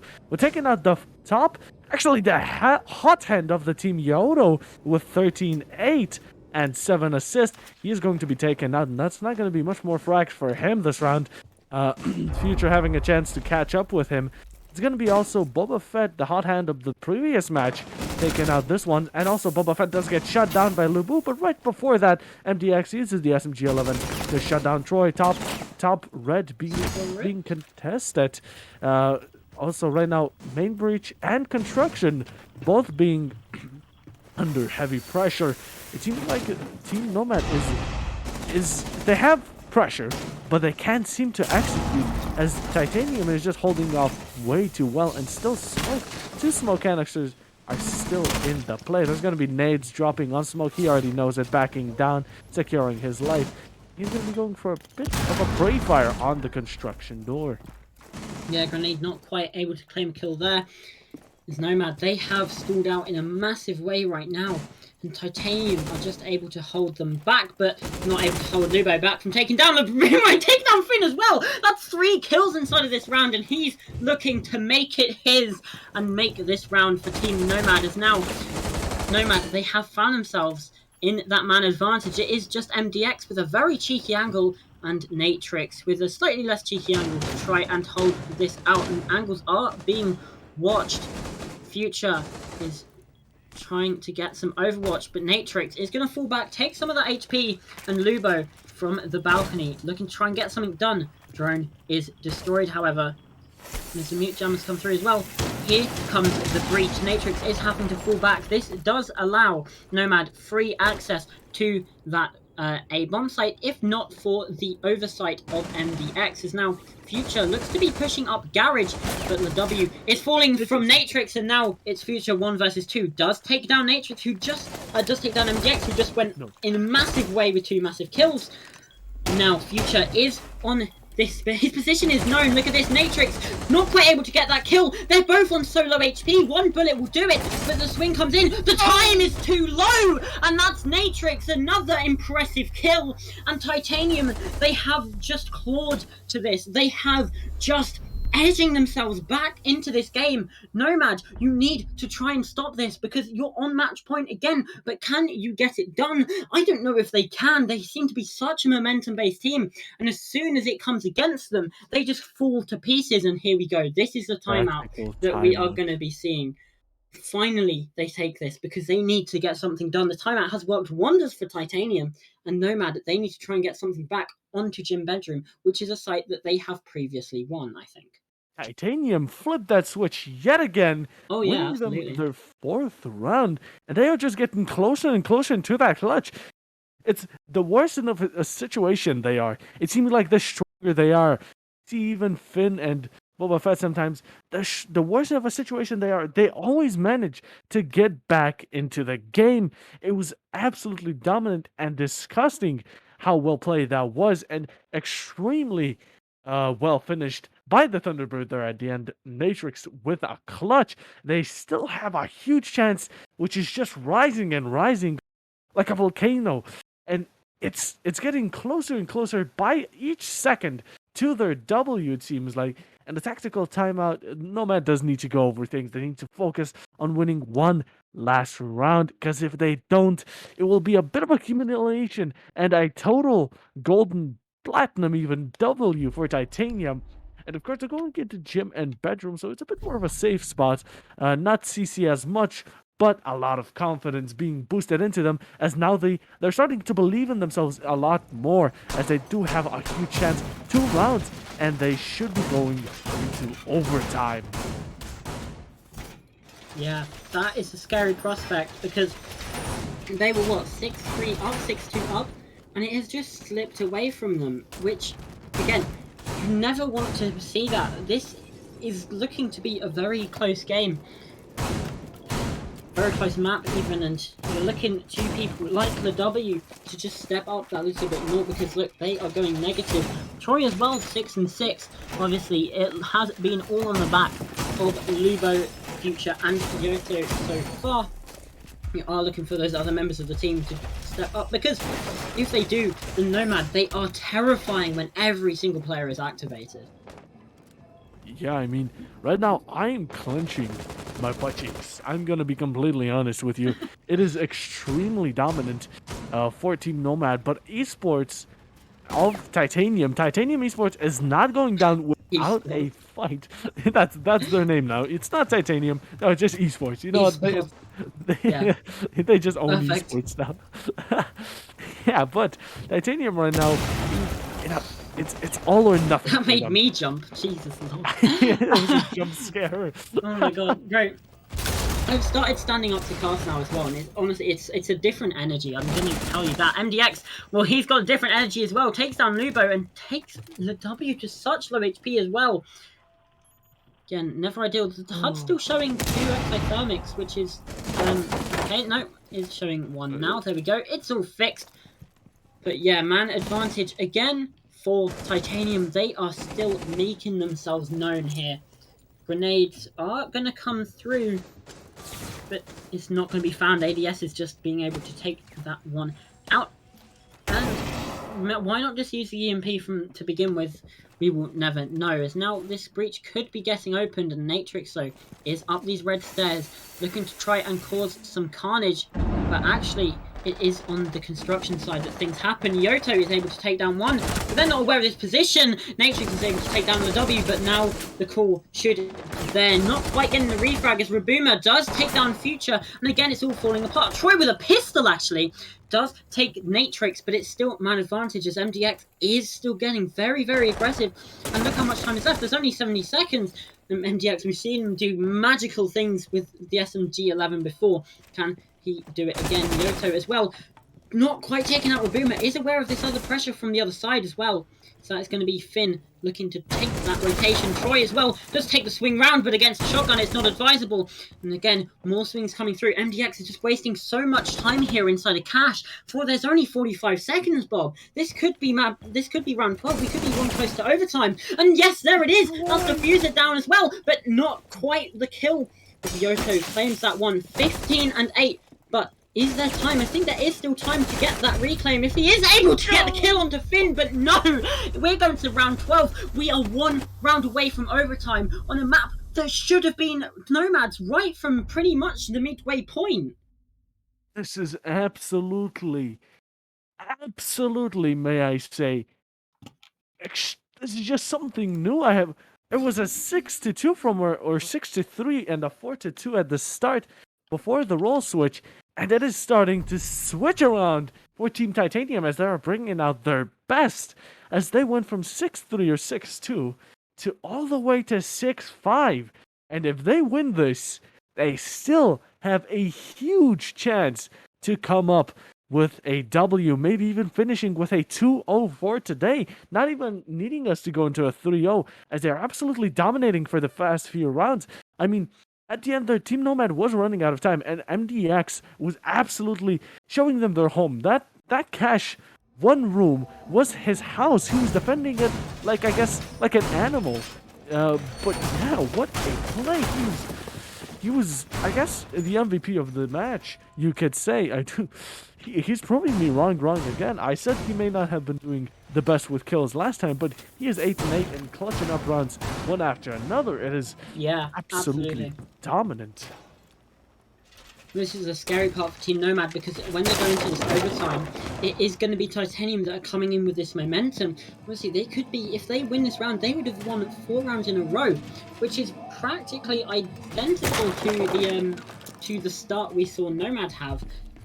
Titanium, they were able to bring it back because the stakes weren't quite as high, and now Nomad, they are staring down the barrel of defeat. If they get to overtime, they could potentially lose the series 2-0 in a way that I would not hope. I want to see Villa, which, you know, not usually said by casters, but I want to see this because looking at these holds that Nomad were bringing, you know, the bar stage, whatever, I am living for the energy that both of these teams are bringing. We could see a living library on Villa if we get there, and that excites me. You don't know how much that excites me. That excites me to no end, but we will have to get there first. If Team Nomad are able to take Clubhouse away from Titanium, because they're going back to the basement. It's some slower pressure this time that we see Nomad applying, but either way, they do have to try and win this, because if they just sit back and do nothing, then it will be Titanium claiming the round. Yeah, I mean, I kind of agree with you on the Villa part, but just imagine how legendary of a scene or slash title, whatever you want, reputation, as you'd call it, would bring that for Titanium right here. I mean, they were absolutely clamped down to their knees, and still they stood up out of a beating and managed to pull that strength back. And we also see Raboomer successfully impact track. At the first, they messed up 2 impact tracks from what I remember. He can actually shoot out the hard reacher, doesn't take the chance, and that is going to be the second hard breach device. Yodo right now not even knowing it. He is seconds away, and also the hard breacher but gets taken out by Natrix, and Boba Fett also taken out. Yodo that is not through control. Also with a refract, but Natrix does finish off Troy. It's going to be a 4v2 on the dealing hand, and also Yana gets 4v1, and it seems like it is going to be a comeback for Titanium right here. Jaeger taking out the last one. The hot team of the hand, Boba Fett, showing again his strength on both maps. This has been a 4-round flawlessly executed. What the hell? Look at those words on the screen there. Overtime. What is going on? And yeah, Titanium, they are going to go back to that basement site. Again, I think that's a very good decision because it's clearly been working for them. And Nomad, they are running out of ideas. They're running out of options. And realistically, I don't see them taking this anymore. We would have said that about Titanium when they were down 6-2. And they have just absolutely stormed through. And you get the sense that Nomad, their mental must be so chalked right now. Obviously, I'm not in a position to say that. They do need to get a reset because we've seen them before. They are such a momentum-based team. And when the momentum is against them, they just struggle so much to claw it back. Yeah, they're like a music player pretty much. They go off momentum and they execute it at the right time. But Titanium seemed to scratch the record and absolutely break it at their own hands and come back, making it from 6-2, 6-3. I'm still not quite sure to 6-6. Now overtime, they win 2 rounds and they are winning with a 2-0 and a legendary reputation on their hands, absolutely dominating and not getting much about the stats that show that Team Nomad did win in the past war against them. They will be showing that they can still outmatch them when it comes down to the right moments and of course to the right trigger that needs to be pulled. Yeah, absolutely. Well, Nomad, we've mentioned they need to get something done. If they can just win this round, they do go onto that defensive side, which we have seen has been favoured, and that would be such a pickup as well for them mentally if they're able to take this round. However, like I mentioned, it doesn't seem likely. Titanium do have the advantage being on defense for two of these three rounds in overtime, which means they need to be. Nomad need to pull something out here, and the My Magnet is going to take out that Gon 6. Grenade will hopefully take out the Banshee, and yep, there it goes. So blue is now clear of utility, at least for now, but there's still you don't really need a player in there with these angles that are being held from the site. And Nomad, they're just doing the exact same thing again and again. I'm just gonna pull it back. If Titanium win this map and take the series 2-0, it would be that clutch from NDX, that just the ninja defuse would be the deciding round. That clutch from MDX, because Troy was just too slow, like we mentioned, and if that does come down to decide it, that is going to be absolutely heartbreaking, because it's a round realistically they should have had in their pocket. And the W, no, you can't be whiffing those shots, my guy. It's just, again, there's just no confidence here. It feels so bad. Half the round is gone. Still 5 versus 5, and as the cluster charge does start to come in, it is going to force Titanium to at least retreat a little bit. I mean, I agree with you with the deciding match, but you're forgetting one thing, Uncooked. They also clutch. Remember the Thunderbird clutch on CC? The only time CC was played, and it was actually a clutch, which is, it wouldn't be as big as the diffuser thingy, but it was the only time CC was actually played. So yeah. They're on match, I would say. They're on weight scale. They're both pretty close to each other, but we'll just have to let Chad decide that, and other commentators, not up to us. Up to us is right now to absolutely see what dominant, and Titanium right now wasting so much precious time. It's 40 seconds left, nothing in sight, but the first kill does go to Nomad, and Blue is getting slowly taken out. Boba right there denied that Nomad. Actually, Yoda almost getting his head taken off. The W claiming back that HP he got taken off, and also Future taking out Boba Fett. It is going to be a 5v2. Also, Reboomer getting taken out. Smoke going forward. Flawless, what? Where was that earlier? Where was that in round 12? Where was that when it was really needed? Well, I guess it was really needed here, but if they can just go in with a flawless round, why didn't we see it sooner? Oh my god. This is staged. Oh my god, bro. Who has the script for this? Bro, oh my god. Who's the puppeteer? Bro, honestly, this cannot happen. Holy hell, this is ridiculous. You're breaking our small caster hearts over here. I don't know what's happening anymore, but it seems like Team Nomad did manage to pull up another victory under their sleeve, and if they manage to win the Defender round, which has been preferred and favored by both sides, they should be going into the last match of the BO3 of today. But, of course, if Titanium doesn't allow so, if they manage to start pulling their weight even more than before, they should be able to get back on defense and prove they're not so weak after all. Yeah, absolutely. Obviously, we have mentioned that defense is a favourite sign, and look where we are, Puffer Bob. This is the only site that Nomad were able to win twice. It is bar stage. So, again, it's going to be very, very influential because, like I mentioned, they are flawless on this site so far within this series, and well, Future is catching up to Yoto in the kills department as well.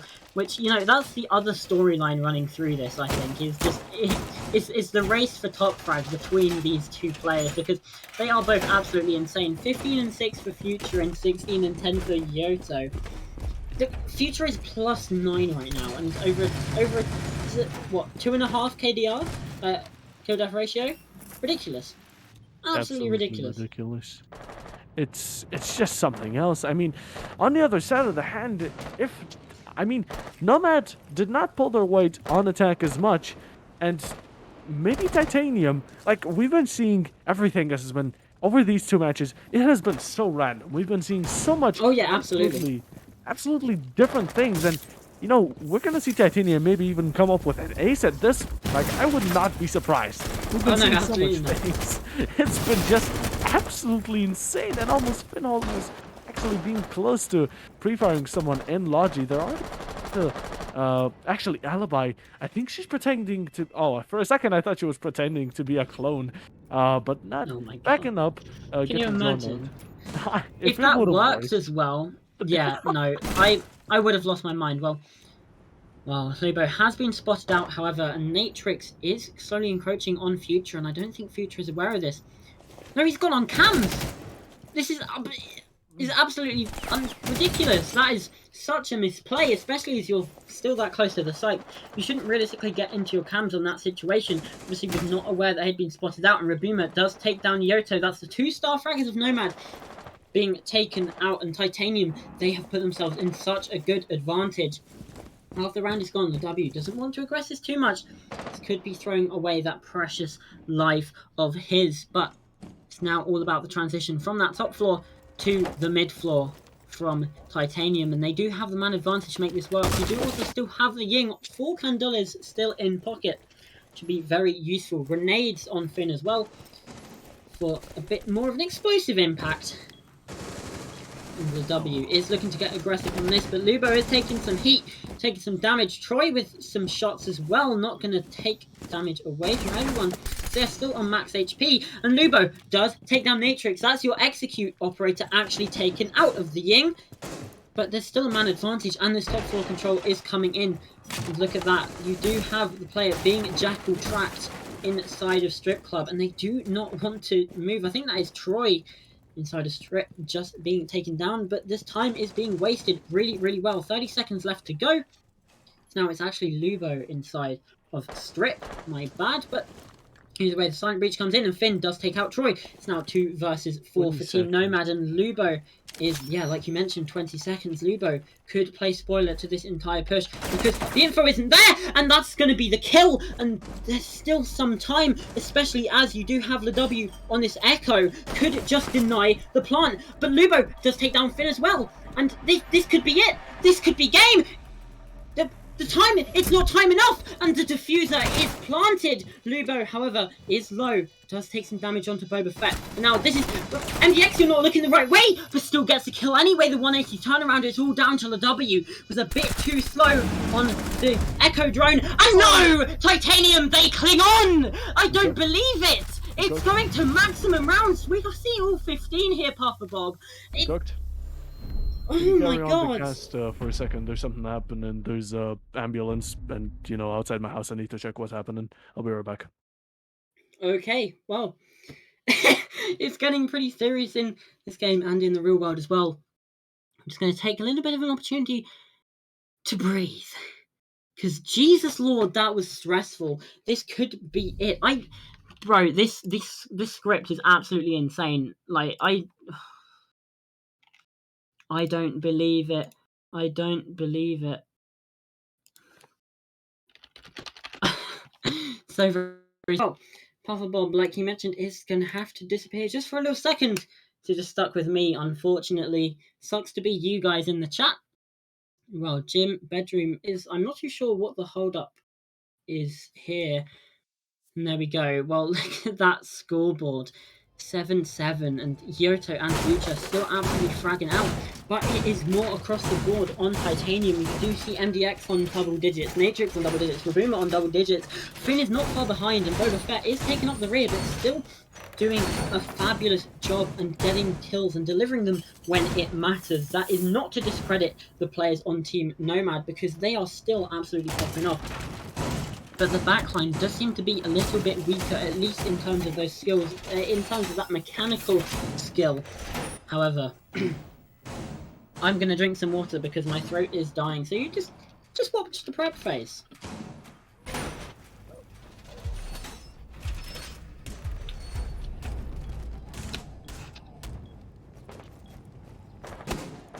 Well, here we have it, the last stand, the last round here on Clubhouse. Titanium, they are defending that gym bedroom site. They were floating with the idea of taking to CCTV, but they decided to go against that. Hello, Puffer Bob, you're back. Hello. I don't know what's happening. Let's actually get back to the cast. I do apologize for missing out on this, but we did see Titanium eSports. Actually, I still want to talk about it since I was gone for a bit, but actually to 7-7, and they won one more round, and it should be their W. And no, the C4's whiffed. That's so unfortunate. MDX taking a whole bunch of damage from below as well, and He's been pushed out. He has been pushed out, absolutely. And that does mean the time waste he performed last time on this side on C Cash will not be as good as this time, and they don't know that he's been pushed out, but he gets instantly his HP back by the Thunderbird. This is the type of operator you want. If you're not sure, if you want to push back, she's always the one to hang around. So yeah. Right now, no, actually, Lobo right now pushing in, and CC Construction being fully taken. They're safe and sound outside, but we see Natrix in actually Oil Pit. It seems like a bit of a comic spot to hold, as no one is there around to comfort him. And maybe it's gonna be a bit of a late flank. Now we don't see Nomad itself. Ironically, we don't see Nomad or any claymores as they've been buffed on all attackers, but it does seem like he has a bit of an opportunity. Actually, Troy almost gets the pre-fire and almost, but close enough. Not close enough, actually, on the point, getting attacked. He does move away, and we see Future in the bottom spot. Nomad right now, not in the best position. So much time. It is. It so is. You hate to see it, really, because there's only 50 seconds left. They've been sitting at this point for a minute or thereabouts, and, well, that timer does continue to tick down, does continue to dwindle. And here we go, we have this flank from Natrix, takes down Troy on the windows. The W is taken down low as well. And I don't even think they're aware, no they aren't. Yoto is able to find back one, but instantly traded out by Rabuma. And this is it, this is a collapse. Lubo is taking down Finn, but now so low himself. Future is there. Now it's just 2 versus 2, but look at the HP on Lubo. It's still not a good position for the side of Team Nomad. There's only 15 seconds left. Rabuma inside a bathroom is trying to try and do something, and Future just swings into it. So low HP now as well, and they just have to push him together. There's the kill, but now Diffuser is being planted. MDX has to try and clutch this out. He can see the player that's defusing. No! He gets the down, and that's going to be the game. Titanium, they cling on, and they come back from a 6-2 to take Clubhouse 8-7, and they take the series 2-0. I don't believe it. What a comeback. What a game. What a series. Oh my god. Who am I? Where am I? Why am I? Actually, Titanium managed to pull out a 6-2 situation to 8-7 for their own, winning them their second match, and they're going to be going instantly into the grand finals.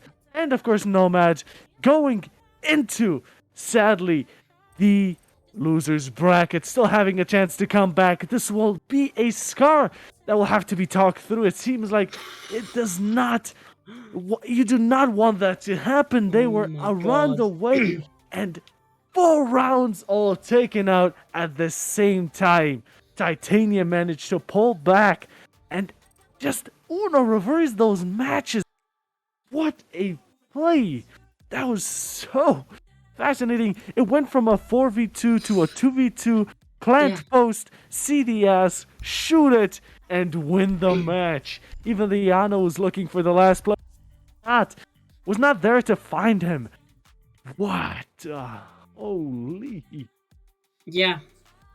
Well, that was so much closer than we anticipated it to be, but like we mentioned, that is going to be Titanium eSports Legacy taking their opponent's map pick on the maximum rounds it's possible, taking it to all 15, and we are going to have an interview, or we should do, in just a couple minutes. But before then, we're going to take a quick little break, calm ourselves down, drink some water, and see you, like say, in just a little second.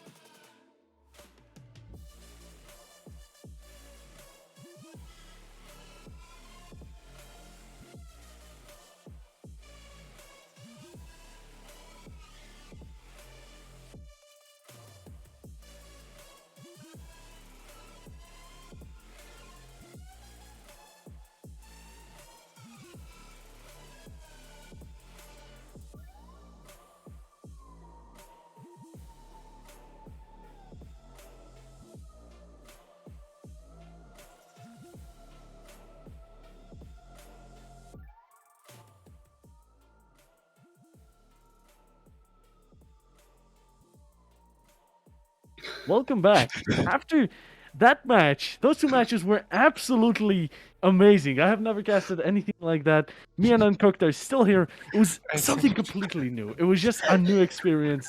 And now we're going to be going into the interview, and we're going to be joined by our lovely and fellow Max over here. Please do say hello to the chat. Hello, guys.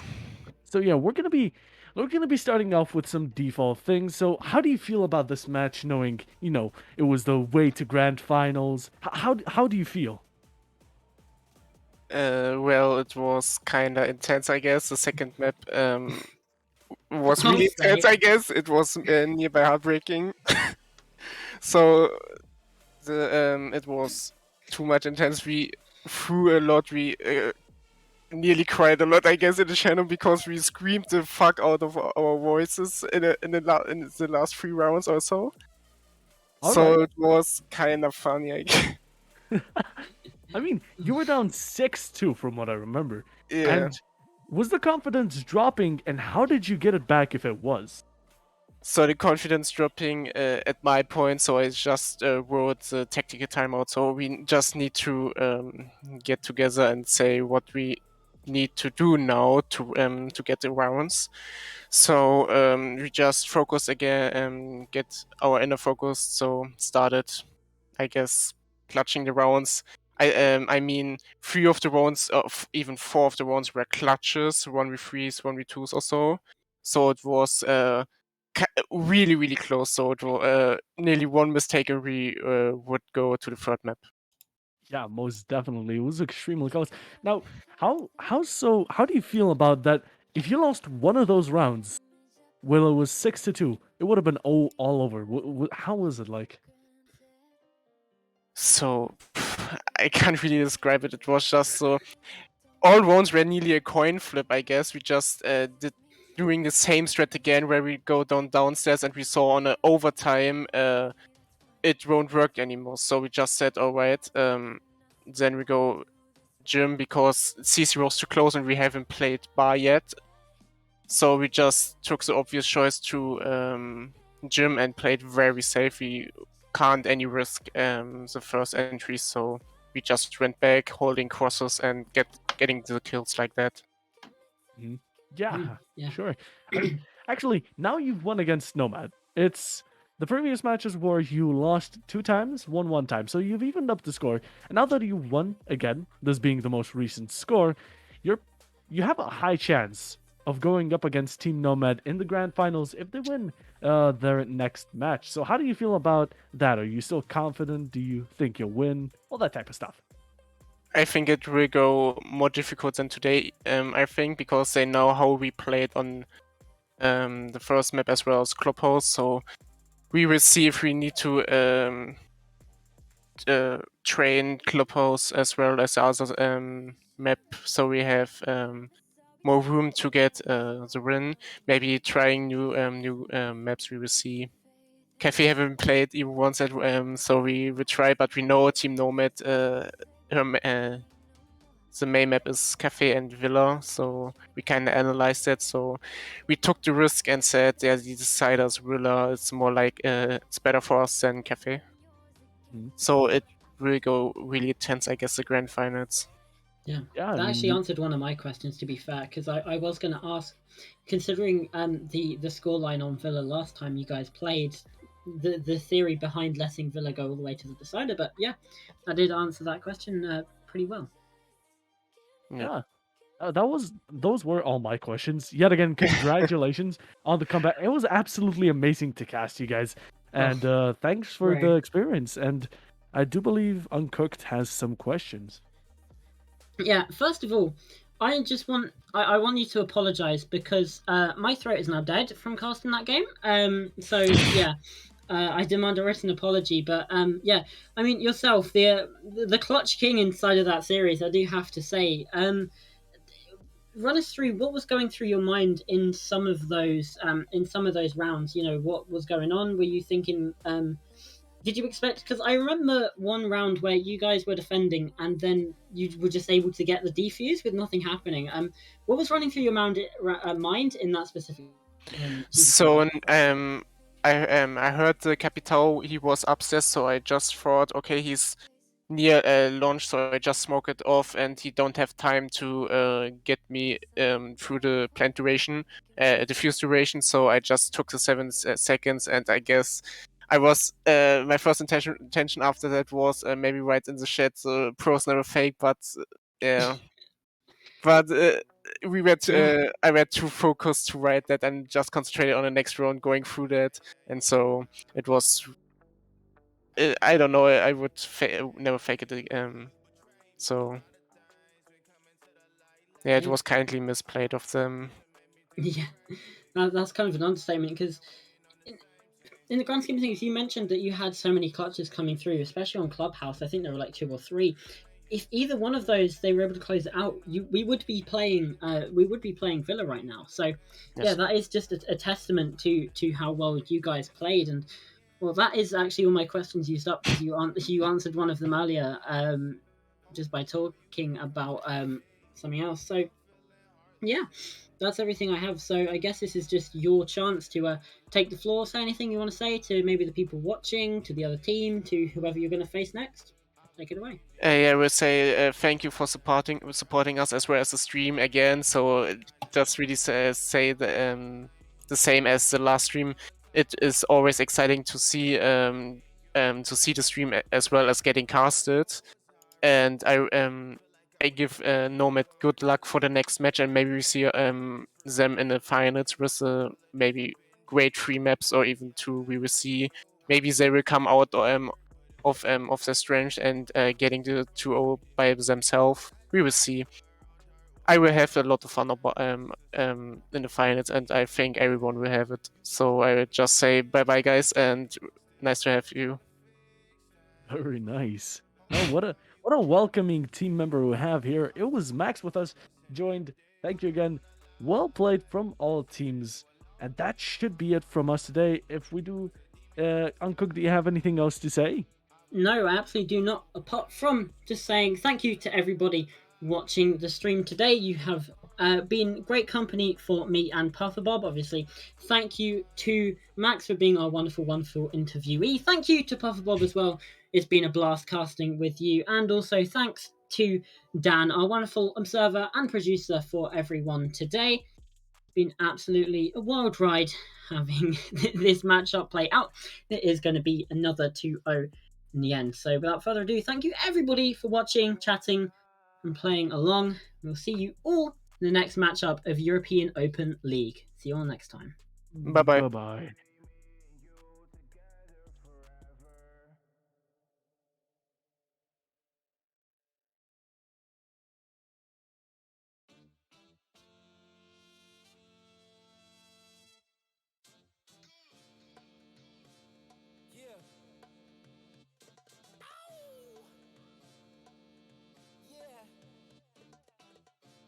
Too small, I got big dreams. You just starting, I'm way ahead at the end scenes. Started reading and dodging all of the quick schemes. Money like your Spotify, boy, I got 10 streams. And I'm still looking for more. My people, they got a soar. I'm putting that on the Lord. Ain't accepting, ignore. Just kicking down all the doors. Guarantee you, boy, if I ask for it, it's gotta be real big. I gotta make it just for my kids. And for their kids, it's kids. That's wealth years and years. Promise my brother soon as he out and finished his bid. We finna do it bigger than anybody ever did. The odds is real big. Jobs that's real big. Satan trying a little. My God is real big. Stayed up on the grind on the cars is real big. I gotta do it big. The only way that I can live.